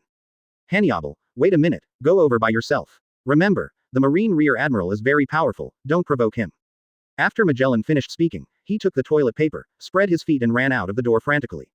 He had diarrhea again and was about to hold it back. Impel Down to the jailer just opened the door to welcome Ron, and saw a figure flying in like a cannonball, until it was finally embedded in the stone wall. Looking at crocodile embedded in the wall, all the jailers were shocked, swallowed their saliva, and took a breath of cold air. Can it be operated like this? Crocodile was hit violently, and his body was covered with blood. He gritted his teeth, endured the pain, and looked at Ron who had already walked to the door with murderous intent. Damn Marine kid, dare to humiliate me like this, I swear I will kill you. However, after the sand crocodile finished speaking, he was so angry that he couldn't stand it anymore and fainted. Just when these jailers were in a dilemma and didn't know what to do, Deputy Director Hannibal rushed over with a group of jailers. The leader, Hannibal, wore a yellow and green pharaoh turban, had a ferocious face, a pair of demon wings on the back, and held an iron trident in his hand. He was anxious and solemn, and hurried over with the jailer. He dared not neglect the Marine who killed the Golden Lion pirate, and he even wanted to flatter him. Ah, what happened? Hannibal rushed over, looked at the messy and dilapidated ground, and the people embedded in the wall, and his eyes popped out immediately. Hannibal looked at the scene in disbelief, feeling that he was late. Could the man on the wall be the pirate escorted by the Marine? Former 7 warlords of the sea. Crocodile. This frightening thought flashed through his mind, and he immediately turned his head and looked at the tall and burly Marine outside the door with a side of Haki. Hannibal was sweating profusely, and felt his legs go weak, then he walked over slowly. Hello, this Marine is Ron Rear Admiral, right? I am the warden here, Hannibal. Oh, I said it wrong, sorry, I said what was in my mind again, I am the deputy warden here, Hannibal. Ron looked at this familiar figure, he was a little speechless. You are really worthy of you, even when you are afraid, you are still thinking about the position of warden that you have dreamed of for a long time. Chapter 70. Remnants of the Old Era, please don't let me down. Ron admired him very much. He had only one goal from beginning to end, and he had the same goal as Ron. So facing the person he admired, Ron also answered Hannibal's questions without hesitation. Well, you are right. I am the future Marine Marshal of Naval Headquarters and the designated successor of the current Marshal Sengoku. As soon as Ron made a shocking statement, everyone present looked at each other, dropped their jaws, and collectively exclaimed loudly. Isn't this a rumor refutation? According to what they knew, the next day, the spokesperson of Naval Headquarters came out to refute the rumors, saying that these were all rumors. According to Marshal Sengoku himself, there was no such thing at all. These were all rumors, and he also angrily denounced the World News newspaper. All this was nonsense from Morgans, the president of the World News, who also said that the World News was an unscrupulous newspaper. Marshal Sengoku's words made Morganus jump up and down in anger. When did he spread rumors? Although he usually likes to spread rumors and create world news to attract Boruto's attention, he swears that he definitely did not change any news this time. Because, these are all written by that B************* D Marine, and that Marine even threatened me. Damn it, Morganus really wants to fly to Naval Headquarters and point at Marshal Sengoku's nose to explain everything. Hehe, with Ron Rear Admiral's ability, he is indeed a man qualified to be Marine Marshal. Hannibal looked in admiration, coughed dryly and forced a few laughs, and then said compliments to Ron. It doesn't matter whether it's true or not. The most important thing is that Hannibal knows that this Ron Rear Admiral is as strong as a monster. Anyway, he is definitely qualified to be the next Marine Marshal. If he really becomes the Marine Marshal at that time, then. If he pleases Ron Rear Admiral now, then he may be able to become the Warden as he wishes. Hannibal smiled politely. Although it seemed scary to others, he still remembered his mission here. Hannibal asked Ron hesitantly. He was not sure that the man embedded in the wall was Crocodile. It was a serious matter, so it was better to ask first. After all, the world government was very concerned about this matter. The former 7 warlords of the sea crocodile made the world government lose face, proving that the 7 warlords of the sea system was a wrong decision.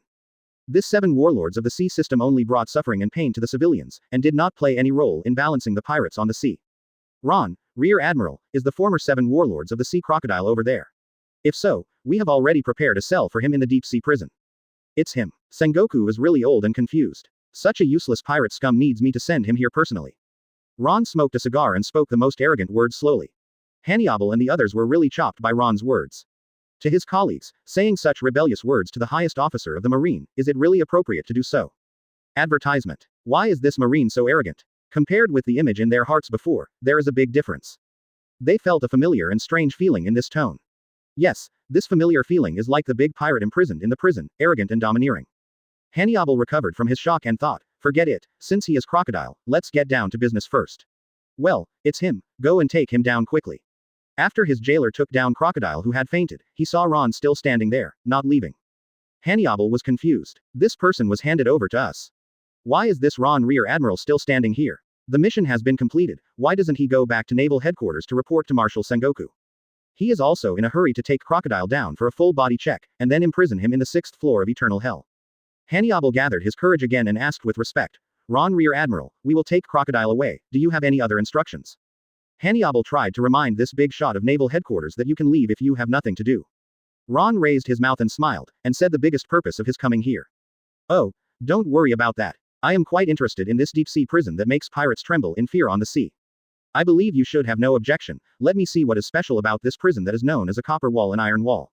Faced with Ron's request, Hannibal was immediately in a dilemma, hesitating for a long time and not daring to speak. This seems. Hannibal was extremely anxious at this time and didn't know what to do. The deep sea prison generally does not allow outsiders to enter the interior, because this is to avoid accidents in the deep sea prison. Unless you are at the level of Marine Admiral or above, you can enter and exit here at will, and people specially approved by the world government can also come in. Therefore, with Ron's identity as Marine Rear Admiral, he has no right to enter the undersea prison, but this Marine is so powerful. What, don't I have the qualifications to go in? Ron showed dissatisfaction on his face and looked at Hannibal. An extremely powerful momentum swept out from Ron, the wind blew violently, and the ground began to tremble.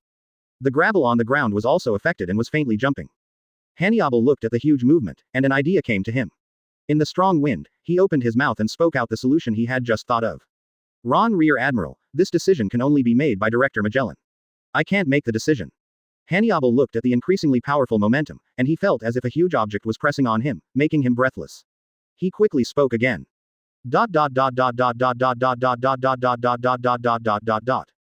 Otherwise, let me inform Director Magellan first. I can't do anything about this. This rule is decided by the world government. Advertisement. No, I'm here. I want to know what you want to do in Impel down, Ron Rear Admiral. A giant Khan several meters tall walked slowly from a distance, wearing a pitch black outfit, with 2 wings on his back and 2 big horns on his head. The Khan is the highest officer here, the director of the deep sea prison Impel down, Magellan. With the arrival of Magellan, Ron withdrew the powerful momentum he had burst out, and the ground that was still shaking violently just now also returned to calm. Hey, okay, we're saved. The people who had just been oppressed by Ron's powerful aura felt relieved and took a deep breath. At the same time, they were still sighing at Ron's strength. Is he really worthy of being the one who killed Kaneko Shiki? Sure enough, it was so terrifying. Just relying on his aura, we all had no ability to fight back.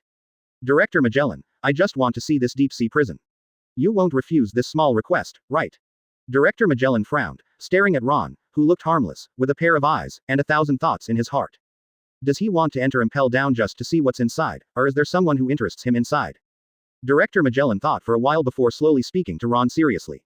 Ron, Rear Admiral, I agree with your decision to enter the deep-sea prison, but I will report today's events to Marshal Sengoku. Very good. I believe that old man Sengoku will not mind. Lead the way, Director Magellan. Quote closing curly bracket comma quote. Magellan was about to say that he would take Ron with him personally, because he was worried it would be safer for him to watch Ron in person. Gurgle gurgle, but at this moment, his stomach suddenly made a series of loud noises. Magellan was very embarrassed at this time, and immediately covered his stomach with one hand, ran away, and said, You take Crocodile with you, just go together, Hannibal, you take Ron Rear Admiral to see the deep-sea prison. Single quote. I'm going to have diarrhea again, Ron, Rear Admiral, sorry, I'll leave first. After a few seconds, Director Magellan disappeared without a trace. Ron watched Magellan leave, turned to look at the stunned Hannibal, and said leisurely. Warden Hannibal, I'm counting on you, I hope this deep-sea prison won't let me down. Ron's biggest goal is to get to the 6th floor of this prison. Eternal hell, all the pirates imprisoned there are powerful and great pirates, and he has been thinking about it for a long time. The remnants of the old era, the great pirates, I hope they won't let me down. Chapter 71. Endless Conquerors Showdown. Warden Hannibal, hee hee. Hannibal heard Ron Rear Admiral actually call him Warden. This title made him feel ecstatic and he stood there stupidly with a narcissistic look. I didn't expect that a big man like Ron in the Marine also thought that I could be the Warden. Ron Rear Admiral's image immediately became magnificent in Hannibal's heart, and Hannibal completely forgot what happened just now.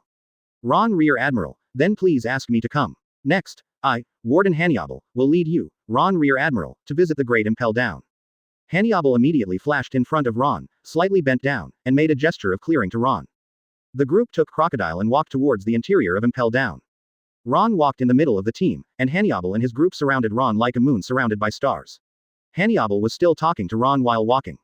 Well, let me first introduce the structure of Impel Down to Ron Rear Admiral. Impel Down has a total of 6 floors. The first floor is Crimson Hell. There is a large forest-like area outside the cell. The leaves are as sharp as blades and the grass is as sharp as iron needles. The second floor is Wild Beast Hell. There are all kinds of ferocious beasts and monsters. The third floor is Starvation Hell. No food or water is provided to these prisoners. The fourth, 010, layer is Blazing Hell. There are boiling pools of blood and blazing seas of fire. The 5th floor is Freezing Hell. The temperature inside is extremely low. There are pirates with a bounty of over 100 million. As for the 6th floor, when Hannibal talked about the 6th floor, he felt a little unnatural and looked a little scared, but he felt Ron's gaze. He continued. The 6th floor of Impel Down is called Eternal Hell. The pirates imprisoned there are all very great pirates. These pirates have committed some extremely brutal incidents, or they are extremely restless to the world. These pirates are all famous monsters on the sea, legendary pirates. Crocodile, the sand crocodile brought on the road, is also a pirate who will be imprisoned on the 6th floor. At this point, Hannibal had an idea and flattered Ron. There was a legendary pirate who escaped from here before, that is, Golden Lion, who was executed by you, Rear Admiral Ron. Fortunately, you, Rear Admiral Ron, solved Golden Lion. Otherwise, Golden Lion, a legendary pirate, who is at the level of legend, who knows what kind of major incidents that will harm the world. Oh, from what you said, this Impel Down sounds quite interesting. Seeing Ron's interested smile, Hannibal looked proud and complacent. It seemed that when Ron Rear Admiral praised Impel Down, he was praising Hannibal. Because Hannibal regarded this place as his home that he would protect with his life, he would never let any pirate escape from here. By the way, Ron Rear Admiral, which floor do you want to visit first, or the beds? Advertisement. Impel Down has an elevator used by internal staff, which can be used to go up and down, and shuttle between the 1st to 6th floors of Impel Down. In the entire Impel Down, except for the big pirates of Eternal Hell on the 6th floor, the pirates on the other floors are not even as good as trash to Ron. For these trash scum, Ron didn't even think of taking action. So Ron stopped at this time and slowly said that he was going to the floor. Then the 6th floor, I really want to see those legendary big pirates. Hearing Ron's answer, Hannibal's smile froze, his heart skipped a beat, and the coldness on his face kept flowing down. Ah, how did he go directly to the 6th floor? Hannibal really thought that Ron Rear Admiral was just looking at Impel Down and would look at each floor one by one.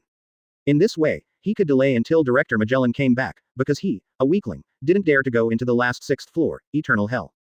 Those B************* D pirates in the 6th floor, Eternal Hell, were too bad and arrogant. Hannibal had followed Director Magellan into it once before. And then, there was nothing else. He was stunned by the powerful momentum of those D pirates just after he took half a step in. Hannibal's voice gradually lowered, and he looked at Ron, who was standing there with some embarrassment, and then he spoke hesitantly. Ron, Rear Admiral, are we going to the 6th floor of Eternal Hell right now? Don't you want to take a look at the 5 prison floors in front of you first? No need. I'm not interested in other floors, let's go to the 6th floor of Eternal Hell. Why, am I not qualified to go to the so-called 6th floor of Eternal Hell? As soon as Ron's dissatisfied words came out, the surrounding jailers and Hannibal also began to get nervous. They are now very afraid of the wrath of this marine boss, and their weak bodies can't withstand his powerful momentum. Hannibal saw Ron frowning, looking unhappy and impatient, and hurriedly explained to Ron. Ron, Rear Admiral, it's not that we don't want to take you, but those D pirates on the 6th floor are too powerful and very bad. When those D pirates saw us, they released Conqueror's Haki and teased us. So, we thought it would be better to wait for Director Magellan to come back and then take you to the 6th floor of Eternal Hell. After saying that, Hannibal also looked embarrassed. He usually talked about the warden, but he didn't even dare to approach the 6th floor of Eternal Hell. Oh, there is such a thing. Don't worry, I will take you in, no need to wait for Director Magellan. Ron showed an interested smile, raised his hand and patted Hannibal's shoulder for the first time. Hannibal saw Ron's confident smile, and he didn't know what to say. He then responded and said, okay, since Ron Rear Admiral wants to go, let's go to the 6th floor Eternal Hell first. That's right, then we can first detain the former Shichibukai Kachuenkar on the 6th floor. Hannibal then remembered that Ron Rear Admiral was also a very powerful figure, and even monsters like Golden Lion were killed by him. In this way, those bad D pirates on the 6th floor should not be able to embarrass Ron Rear Admiral, and Hannibal gradually put his mind at ease. Next, Hannibal pressed the button to the 6th floor Eternal Hell, and Ron and his group took the elevator that made a loud noise and slowly descended. Until the elevator door opened again, Hannibal and the surrounding jailers couldn't help swallowing, as if they were very afraid of what was inside. Ron, holding a burning cigar in his mouth, took the lead and walked out, looking relaxed and comfortable. In Hannibal's eyes, the 6th floor, Eternal Hell, was very scary, but for Ron, it was like walking in his own backyard. Advertisement. After Ron walked out of the elevator, the first thing that caught his eye was a dim and dark scene, with large cells on both sides of the corridor. Everything in the cell seemed to be made of sea stone. Each cell held a person, all of whom were tied up tightly with sea stone chains as thick as arms. Hannibal and the others saw that Ron had gone out, and they followed him tremblingly, taking slow steps as if walking on thin ice. The first thing they did when they came out was to stare at the cells with wide eyes. If there was any movement, they would run into the elevator without looking back. Hey, someone is coming. You old ghosts, why don't you get up? Those timid guys are here again. Haha, so lonely and bored, are the people coming? Haha, interesting, there is also a marine kid who is still wet behind the ears. Well, these guys have a pirate on their hands. Who is this unlucky guy? Ha ha ha, oh, isn't this the kid who challenged old guy Whitebeard back then? After so many years, I didn't expect him to come in and keep company with us old guys. Quote. Really, it turned out to be the kid who played with the sand, ha ha ha. The arrival of Ron and his group made the originally silent and sleepy prison boil up like a fire. Countless arrogant and domineering chaotic voices came, like a huge wave. This made Hannibal and his group tremble, and then they hugged each other tightly, hoping to get a little safety. I say, you rubbish, the old sea garbage, can't you stay in prison and wait for death? Ron used the most arrogant tone at this time, and one sentence covered these chaotic voices. As soon as Ron opened his mouth, the place instantly fell into a strange and silent atmosphere, because Ron, the arrogant marine kid, confused them. You know, they are not ordinary little pirates, each of them is a big pirate that is feared on the sea. This marine kid dared to say such words to them, even the highest commander here Director Magellan didn't dare to say such words to them. Looking for death. You marine brat, do you know what you are talking about? What an arrogant brat, even Sengoku Garp 1.3 guys don't dare to say such words to Lao Shi. Marine brat, don't think that just because I am locked up by sea stone chains, you are qualified to be arrogant in front of me. Let you, arrogant marine brat, taste the power of the old pirates. The big pirates here are angry, and they are completely ignited and detonated by Ron. The next moment, the entire 6th floor began to be extremely depressed, and a strong breath spread. As powerful as the sea, endless Conqueror's Haki poured down towards Ron. Hannibal and others looked at these big pirates who were angered by Ron, and looked like their souls were scared away, staring at Ron in amazement. Just when Hannibal and the others thought that they would also be drowned by these countless Conqueror's Haki, they were shocked and fainted. An even more powerful black aura burst out from Ron's body, and then squeezed these Conqueror's Haki at a faster speed. Hannibal and the others hid behind Ron and found that they were not hurt this time. They secretly rejoiced and breathed a sigh of relief. Hannibal and the others looked at Ron with admiration, and sighed in their hearts that Ron Rear Admiral was worthy of being the marine big shot who killed Golden Lion. Ron Rear Admiral was really too powerful. Chapter 72. Raging Impel down, angry Bullet. What? There is such a thing. Interesting, this marine brat also knows Conqueror's Haki. Impossible, how could this marine brat's Conqueror's Haki be so powerful? He could block the Haki of so many of us just by himself. The pirates imprisoned in the 6th floor cell all showed incredible expressions, they were collectively dumbfounded. This marine brat's Conqueror's Haki was beyond their cognition, it was impossible. This non-conquerors reminded them of a guy they had fought before, the pirate king Roger, who also had such a powerful conquerors. You remnants of the old times, the scum on the sea, do you have only this little ability? If so, it really disappoints me. Too arrogant. This marine brat. But this time, before they all burst into anger, they didn't even finish their words. Ron's eyes condensed, and the dark conqueror's aura that burst out of his body strengthened again, and countless arm-sized lightning bolts appeared. Ron burst out all the Conqueror's Haki, and the Dark Conqueror's aura swallowed up and annihilated the massive Conqueror's Haki released by Pirate 21 on the 6th floor like a whale. Then, Ron's Dark Conqueror's aura continued to cover the entire eternal hell with an unstoppable attitude. The entire 6th floor was filled with dark lightning bolts. Ron's mind moved, and the terrifying Conqueror's Haki shocked these pirates. Bang bang bang bang. After a few breaths, the sound of human bodies falling to the ground came from the prison, and those noisy and arrogant pirates fell to the ground and fainted. Most of the pirates rolled their eyes and lay on the ground motionless. Some pirates who did not provoke Ron were also implicated in this unprovoked disaster and were also attacked by Ron's Conqueror's Haki. Originally, with the strength of these big pirates, they would never be stunned by Conqueror's Haki. However, since they were all demon fruit power, they were already weak after being locked by Seastone. In addition, after years of starvation, their strength was already only 1/10 of what it was, so they were easily stunned and fainted by Ron's Conqueror's Haki. This. Ron Rear Admiral, this is too powerful. Quote. Hannibal and the others saw that Ron had knocked all the pirates unconscious, and they all petrified as if they had seen a ghost in the daytime. Ding. Arrogant mission completed. Get reward. Successfully arrogant in front of the pirates such as Katarina Depin and the King of Evil Government, gain 50 points of strength, 20 points of physical strength, and 20 points of speed. Damn, such a low system reward, it seems that they are locked by Seastone, and their strength is too low, so the system gives too little reward. Advertisement. Feeling a little bit of enhancement in his body, Ron couldn't help but complain. It seems that he has to find a chance to let these old guys go and kill them all. Let's let them go today, because Ron has already found his target for today before coming here. Ron didn't care about these old guys who fainted. He looked up at the prison cell in the distance and walked over. Because there was still an old guy there who was not knocked unconscious by Ron's conquerors. Douglas Bullet. The sea calls it Devil's Air, the Pirate King, the crew of Roger's pirates. Bullet is extremely powerful, even the companions of Roger's pirates call him a monster. It is conceivable that even monsters call him a monster. Faced with this, Ron's mood began to be happy. What a good prey. Ron walked to a cell, where a several-meter-tall strong man was sitting cross-legged. Feeling Ron's arrival, Bullet raised his head with a ferocious and terrifying face. He looked at Ron standing in front of him indifferently. He knew everything that had just happened, and Bullet was also shocked by Ron's Conqueror's Haki. This marine kid actually has a Conqueror's Haki that is even stronger than his. This powerful Conqueror's power reminded him of his former captain, the Pirate King Roger. What a scary expression, you are indeed a member of the crew of Pirate King Roger. Devil's descendant, Bullet. Ron's seemingly complimenting words made Bullet frown, and the anger in his heart burst out.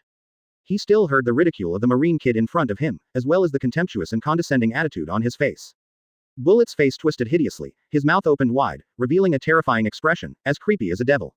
Marine kid, don't think that you can be arrogant in front of me just because you knocked down some useless old guys. I don't care about Sengoku Garp and those guys. It's really scary. I thought the remnants of the old times would be like these useless people. But, I don't think that a sea scum like you looks very capable. Bang. Ron crushed the ground, and a small stone broke through the air like a bullet and shot into Bullet's abdomen at a high speed, and a blood hole appeared. Ron, Rear Admiral, please stop. You can't directly harm the prisoners in the cell. Hannibal saw Ron's action and became anxious instantly. This was too much. Although the pirates imprisoned here were all extremely vicious, the world government would never allow them to be in danger of their lives. Because the pirates here are all demon fruit power, and they all have extremely powerful devil fruit abilities. Advertisement. If they die, the devil fruit on their bodies will reappear on the sea. Really? I'm sorry, this old guy looks very unhappy to me. Hannibal was relieved when he saw Ron listening to his advice. He was really afraid that Ron would kill this pirate. If that was the case, they couldn't bear the wrath of the world government. Clang clang clang. The sound of pulling the seastone chain sounded, accompanied by a shocking roar. Damn marine brat, you dare to do such a thing to me, do you want to die? I will never let you go, you be *****************. Bullet was really angry. After all, he was a famous pirate on the sea and a member of Roger's pirate group. Today, he was humiliated by this marine brat like this. If he was not locked with seastone chains. He swore that he would tear 700, the arrogant marine brat, in half. Hannibal looked at Bullet, who was struggling madly. His tall body and scary face were about to struggle to the prison door. He was frightened again. What a scary pirate, he couldn't stand it anymore. He really couldn't stand it. What Rear Admiral did made him shudder. Hannibal didn't want to stay here anymore at this moment. Anyway, Crocodile had been taken away and locked up. He had to urge Rear Admiral to leave. For safety reasons, he just called to notify Director Magellan. They are on the 6th floor. Rear Admiral, I think you should have almost finished reading, or we can leave first. Okay, we can leave now. The useless pirates here and the scumbags of the old times really disappoint me. Ron raised his mouth, and said to Bullet, who was struggling madly with a look of contempt. Marine brat. There was another sound of seastone chains colliding. Bullet only wanted to tear this D brat apart at this moment, and didn't even care about the scars on his body. Hannibal breathed a sigh of relief. Seeing that Ron really left, he followed him. What he didn't know was that Ron was mobilizing the terrifying power in his body, and his telekinesis was madly used in the direction of Bullet. Bang! Until there was a loud bang, the seastone locked on Bullet suddenly broke, and fell to the ground in pieces. Ah! Hannibal and the others who were attracted by this movement looked back and were scared to death. The seastone is broken. Chapter 73. Magellan is sweating profusely, and Bullet is horrified. He. I didn't expect that my master Bullet could escape from the legendary Impel prison. It's such an honor. Creaky. A series of harsh sounds came, which were particularly obvious in the quiet and dark eternal hell. Da. Hannibal heard the big noise coming from behind, and instantly felt extremely bad, and immediately turned around. He immediately saw a scene that made him feel very incredible, and his face was full of fear and anger.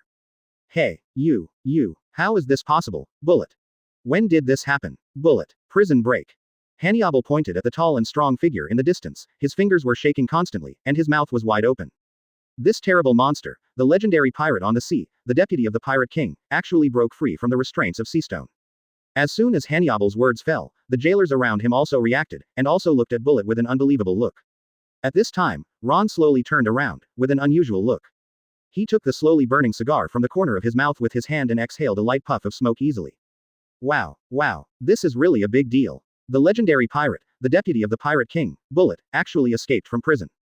It's so scary. Warden Hannibal, your underwater prison, which is known as a solid fortress, how come a pirate escaped one day? Now it seems that this underwater prison is not as safe as the legend says. I am just a small marine. It's really troublesome for me to face these vicious old-time pirates when I come here for the first time. No, I have to ask Sengoku to give me some benefits.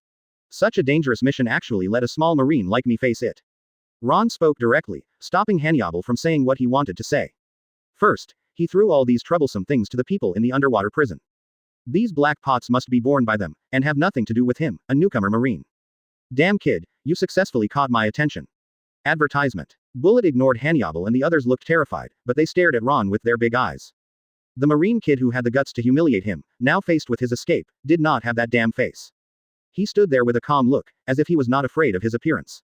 Bullet's forehead was bulging with veins, his arms were so thick that they were terrifying, and his fists were tightly clenched. The black and white striped prison uniform on his upper body exploded instantly and fell into the air. How many years have passed? He, Bullet, has seen countless marines and pirates in this dangerous sea. No one has ever dared to humiliate him like this damn marine kid. Marine kid, where on earth do you get the courage to ignore me, Master Bullet, for a weakling like you? Quote. I am not one of those useless pirates on the sea. I am the heir of the evil spirit, Bullet. After Bullet finished speaking, a suffocating breath came over him, spreading in eternal hell until it covered the entire 6th floor. In Ron's eyes, there were visible blood-red lightning in the air. Is this level of Conqueror's Haki? Sure enough, he is much stronger than those useless scumbags on this floor. Is this the deputy of the Pirate King? Facing this terrifying and suffocating Conqueror's aura, there is no repressive breath at all. There is no doubt that those big pirates in eternal hell will be in trouble again. Some of the pirates imprisoned on the 6th floor had just woken up from Ron's Conqueror's Haki. Suddenly, the brain felt suppressed by a powerful invisible aura, and the head was splitting with headache. A*hole. Who is it? Which A*hole is releasing Conqueror's Haki again? Damn A*hole. Bullet, it's you A*hole. These noisy voices did not last long, and in an instant, the 6th floor returned to peace. These so-called pirates were shocked by Conqueror's Haki again and fainted. Hannibal and his men trembled as they looked at Bullet, the big pirate who was like a devil. They can still stand here today, completely relying on Ron's conquerors to surround them. Hurry up and notify Director Magellan. Hannibal shouted to the jailer beside him, while he himself held the harpoon and trembled as he faced Bullet. Although he knew that his weak strength was far inferior to that of the big pirate opposite him, Bullet. However, as the deputy warden of the undersea prison, his mission is to prevent any pirate from escaping. Advertisement. Even if it costs his life, he will stop it. Go to hell, little devil in the sea room. Ding. At this moment, a crisp sound came from the Impel down elevator behind Ron and the others. The elevator door slowly opened. A man dressed in black clothes with a pair of black wings on his head and back walked out. It was the warden of the undersea prison, Magellan.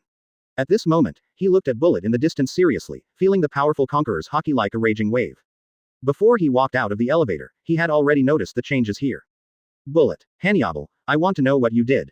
Why did Bullet come out? Magellan's heart skipped a beat until he saw the pirate clearly, and cold sweat ran down his face. How could this legendary pirate break free from the shackles of Seastone?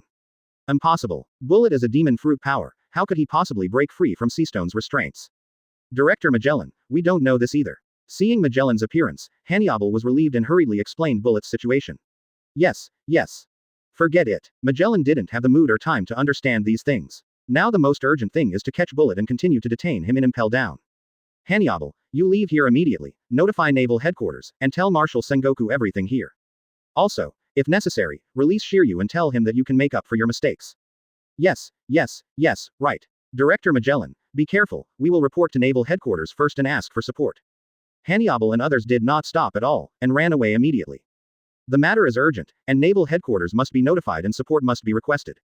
The undersea prison cannot afford any mistakes. If these pirates reappear in the ocean, it will bring a very serious disaster to the world. Bullet didn't care about Magellan's appearance. Because, at this moment, he just wanted to kill this damn annoying marine brat. Go to hell, marine brat. Chapter 74. Magellan's full strength. Poison giant soldier. Bullet's whole body burst out with a terrifying momentum, and the whole person was in midair, with a momentum that cut through the space. Staring at Ron with his eyes, he rushed towards Ron with unstoppable force, and the floor was completely blown away by Bullet's terrifying momentum. The terrifying attack seemed to destroy Ron in front of him in one go. Bullet, damn pirate, this is Impel down, it's not your turn as a pirate to do whatever you want. Although Magellan didn't understand why Bullet looked at Ron with a terrifying look, he was the warden of the underwater prison. It was his duty to catch Bullet and put him back in prison with Seastone. Even though the legendary great pirate in front of him, the deputy of the Pirate King Roger. Seeing Bullet's terrifying momentum and attack, Magellan was also unwilling to be outdone and activated the fruit ability. Paramesha devil fruit, poisonous fruit. In a moment, Magellan's tall and burly body was immediately wrapped in a dark purple viscous liquid. The dark purple liquid with a faint purple smoke moved all over Magellan's body. These dark purple liquids are extremely poisonous, filled with a strong toxin that makes people feel scared. Any creature that touches them will fall into a state of poisoning and lose the ability to resist. Poison dragon. 533 Magellan shouted, and the dark purple liquid behind him suddenly swelled up. The dark purple liquid dragon that covered Tien Banshan slowly rose. With Magellan's next move, 3 dragons composed of dark purple venom quickly attacked Bullet. Bullet's eyes condensed, watching Magellan's attacking him. 3 dragons formed by dark purple venom appeared in front of him with great momentum, blocking Bullet's steps. Humph! Get out of my way, you're in the way. Bullet paused, and the muscle lines all over his body bulged, and the powerful armament Haki covered his entire body like a flowing liquid. Although Bullet didn't take Magellan seriously, the power of this venom still made Bullet a little serious.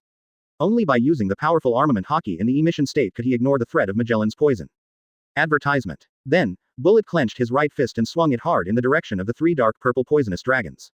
A powerful force destroyed all objects on the road in a devastating way, and blasted the 3 dark purple poisonous dragons with one punch. Even Barrett's terrifying attack still had the remaining force to rush towards Magellan, setting off a violent storm, and thick dust and smoke filled the entire 6th floor. Damn pirate, he's really a tricky guy. Looking at the scene that caused such a terrifying momentum, Magellan was sweating and under great pressure.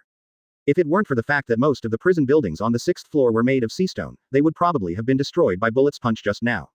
Now it seems that he alone can't catch Bullet. Magellan turned his head quickly and found Ron standing beside him, looking careless and nonchalant. This look made Magellan feel overwhelmed. No wonder Bullet was ready to kill him.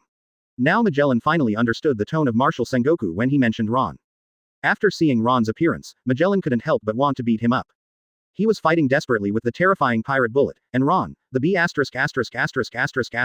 was watching with great interest. Ron, Rear Admiral, this pirate is too powerful. You and I must hold him back and wait for support from the Naval Headquarters. Ron saw that Magellan wanted to drag him to do hard labor, and he quickly put on an embarrassed look. I say, Director Magellan, Bullet is such a terrifying pirate, and you let me, a small marine Rear Admiral, deal with it. Are you going to let me die in vain? Magellan was so angry at Ron's words that he couldn't speak for a while. This B*********** D actually had the nerve to say such shameless words. He is probably the first marine to say that he is afraid of death so confidently. At least, Since Magellan became a Marine, he has never seen a Marine as shameless as Ron. Is this a Marine? Ron, this B************D looks more like a pirate. Ron, this B**********D is really a waste of talent to be a Marine. Advertisement. You B*********D. Don't forget, you are also a Marine, it is your responsibility to catch the pirates. Just as Magellan was about to continue speaking, Bullet on the other side did not want to give him time. Bullet is not a fool. Although he looks down on this weak Marine, he also understands that this is the Marine base. 2 fists cannot beat 4 hands. After finally breaking free from Seastone's restraints, he will not surrender again and be taken back to the dark prison to live out his life alone. Now Bullet just wants to tear Ron, the Marine kid who provoked and humiliated him, into pieces. Let him know that the great pirates of the old times are not worthy of humiliation by everyone. Then escape Impel down and reappear in the sea. Bullet still has something he wants to do in his heart, let the sea know who is the real king. With this thought, Bullet no longer chooses to hold back, he will get rid of this troublesome director at once. Bullet clenched his fists, looked at Magellan fiercely, and his body rushed towards Magellan at a speed invisible to the naked eye like a cannonball. Magellan was facing a great enemy, and the deep purple venom that was slowly flowing all over his body also accelerated at this moment, all turning into blood-red venom. Every drop of blood-red viscous venom dripped on the hard ground, making a piercing sound. The solid building ground was actually corroded by the blood-red venom, producing thick corrosive smoke. Poison giant soldier. As soon as the voice fell, Magellan's eyes burst into a blood-red light, and the blood-red poison behind him condensed to form a complete and huge giant. A demon with wings on his back, his face was like a demon from hell, suffocating and terrifying. This is another form of Magellan. Unlike the dark purple venom, these dark red venoms have the ability to corrode all substances. Similarly, Magellan commanded this huge red demon giant to attack the flying Bullet. In an instant, Bullet was covered with powerful armament Haki and faced the red poisonous demon in front of him without fear. Without the slightest hesitation, he raised his right fist and rushed forward to the giant composed of dark red poison, hitting it hard. The ending was not surprising. The dark red venom giant was destroyed by Bullet again with one punch, just like the dark purple poisonous dragon before. Chapter 75. Ron's teasing. Bullet attacks. What? Magellan's eyes widened as he watched the poisonous giant. He was so proud of being blown up by Bullet's punch, his face full of shock. Is this the pirate of the old era? It's so scary. Ever since Magellan got the Paramesha poison fruit and became a demon fruit power, he has never encountered a pirate who defeated his poisonous giant soldiers like a dead tree. Bullet even ignored the poison he released, which had no effect on him at all. Especially when Bullet directly touched his poisonous giant with his physical body. These venoms that terrify any creature actually have no effect on him, assholes. These damn old guys from the old times are really like monsters, and they are really tricky guys. As this venom, it seems that it is still vulnerable. Also, facing me, a weak ant like you dare to be distracted and seek death. Bullet took advantage of the moment when Magellan was distracted, and his extremely strong body quickly came to Magellan like a cannonball. Then, with the powerful armament Haki wrapped in his right fist, he hit Magellan directly. Magellan immediately felt the powerful force, and reacted instantly, and his body reacted quickly. The blood-red poison flowing all over his body was rapidly gathering towards Magellan's chest, forming a deep poisonous uzumaki. This is the instinctive reaction of Magellan's body when he felt the breath of death, forming a poisonous shield to resist Bullet's terrifying attack. Boom. A loud bang. The thick shield formed by blood red could not even hold out for a second and burst in an instant. Magellan was hit by Bullet's terrifying right fist, and his body quickly smashed towards the prison next to him, smashing the walls of the prison until he flew to the farthest point. Damn pirates. Magellan covered the part of his body that was hit by Bullet, and blood gradually appeared at the corner of his mouth. He slowly stood up. Fortunately, at the last moment, he condensed a venom shield in time. Otherwise, he might really die at the hands of this monster and become the first warden to die in Impel Down. Advertisement. However, Magellan is not feeling well now. Although he blocked the fatal blow, his body was seriously injured and his strength was reduced.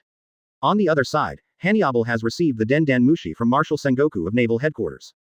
Naval Headquarters. Marshal Sengoku looked at the Den Den Mushi from Impel Down, the underwater prison, which belonged to Magellan, the exclusive Den Den Mushi.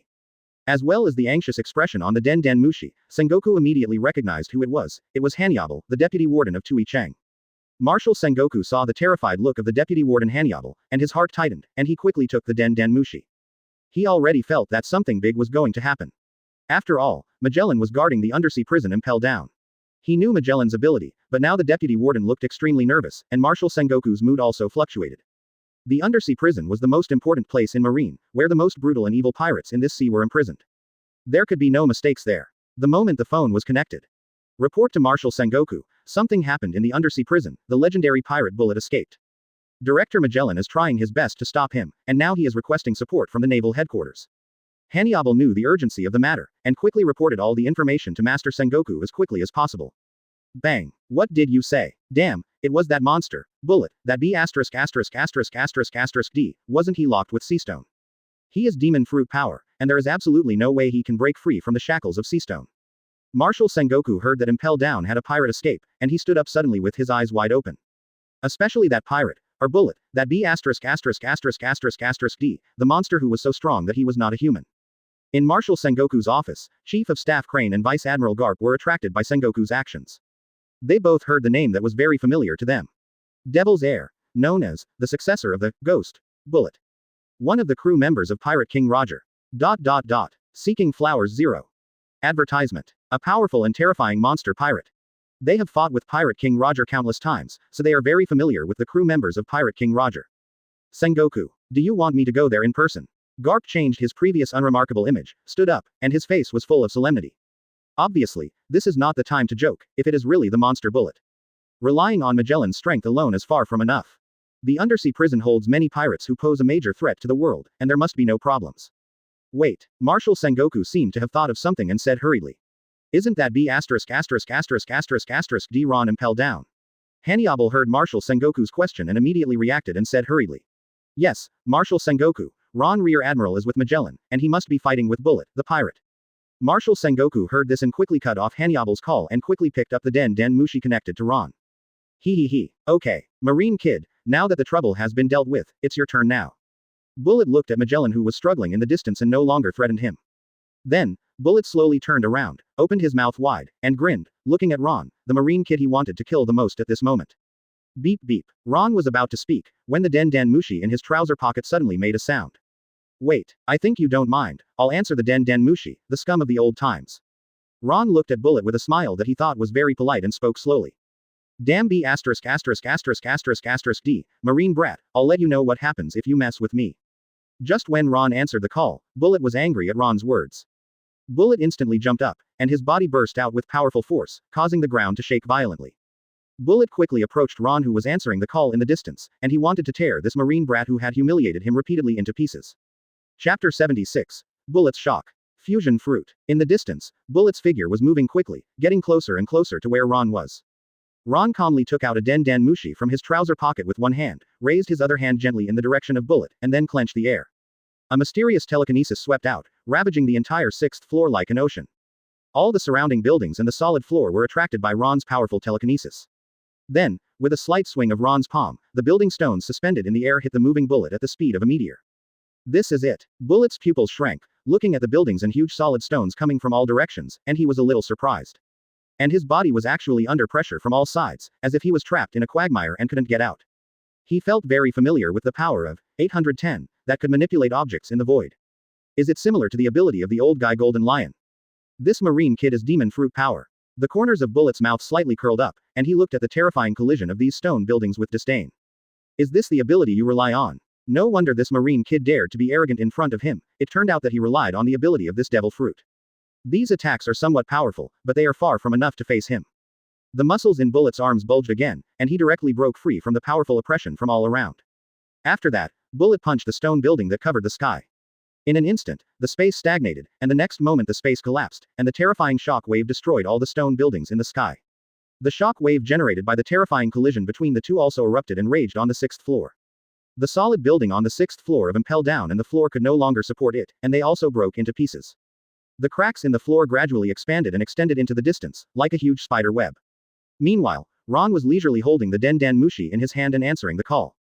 Hey, Sengoku old man, it's great that you showed up at this time. There's an old-time scumbag pirate in Impel Down who escaped from prison and has been chasing me, looking like he wants to kill me. Quickly call the dead monkey, the frozen imp, the magma imp, and the old man Garp Zephyr to come to Impel Down and support me. Advertisement. Ron shouted before Marshal Sengoku could speak. Marshal Sengoku, who was far away in the Naval Headquarters, heard Ron's shouting, and his mind was black and his forehead was wrinkled. This B**********, D Ron, he still speaks the same way as always, not polite at all.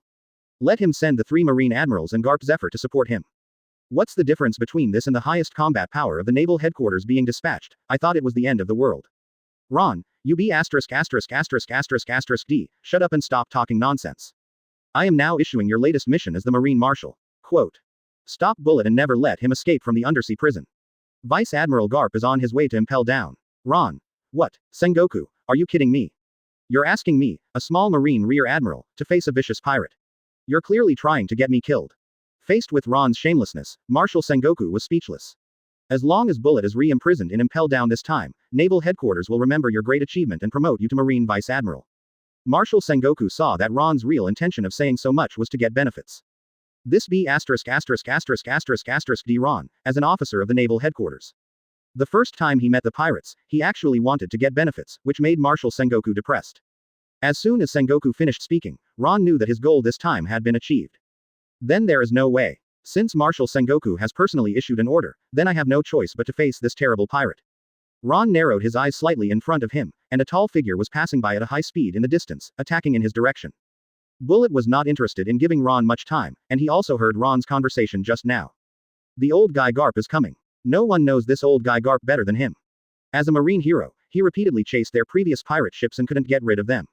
Even his former captain, Pirate King Roger, had to hide when he saw Garp. Although he was arrogant, he also knew the strength of Garp. Garp was a very difficult existence. Advertisement. If Garp really came here, he might capsize in the gutter and be caught by Marine again. Bullet knew that he couldn't hold back now. He had to get rid of the B***** D in front of him as quickly as possible. Armament finger pistol modified Hell Gatling.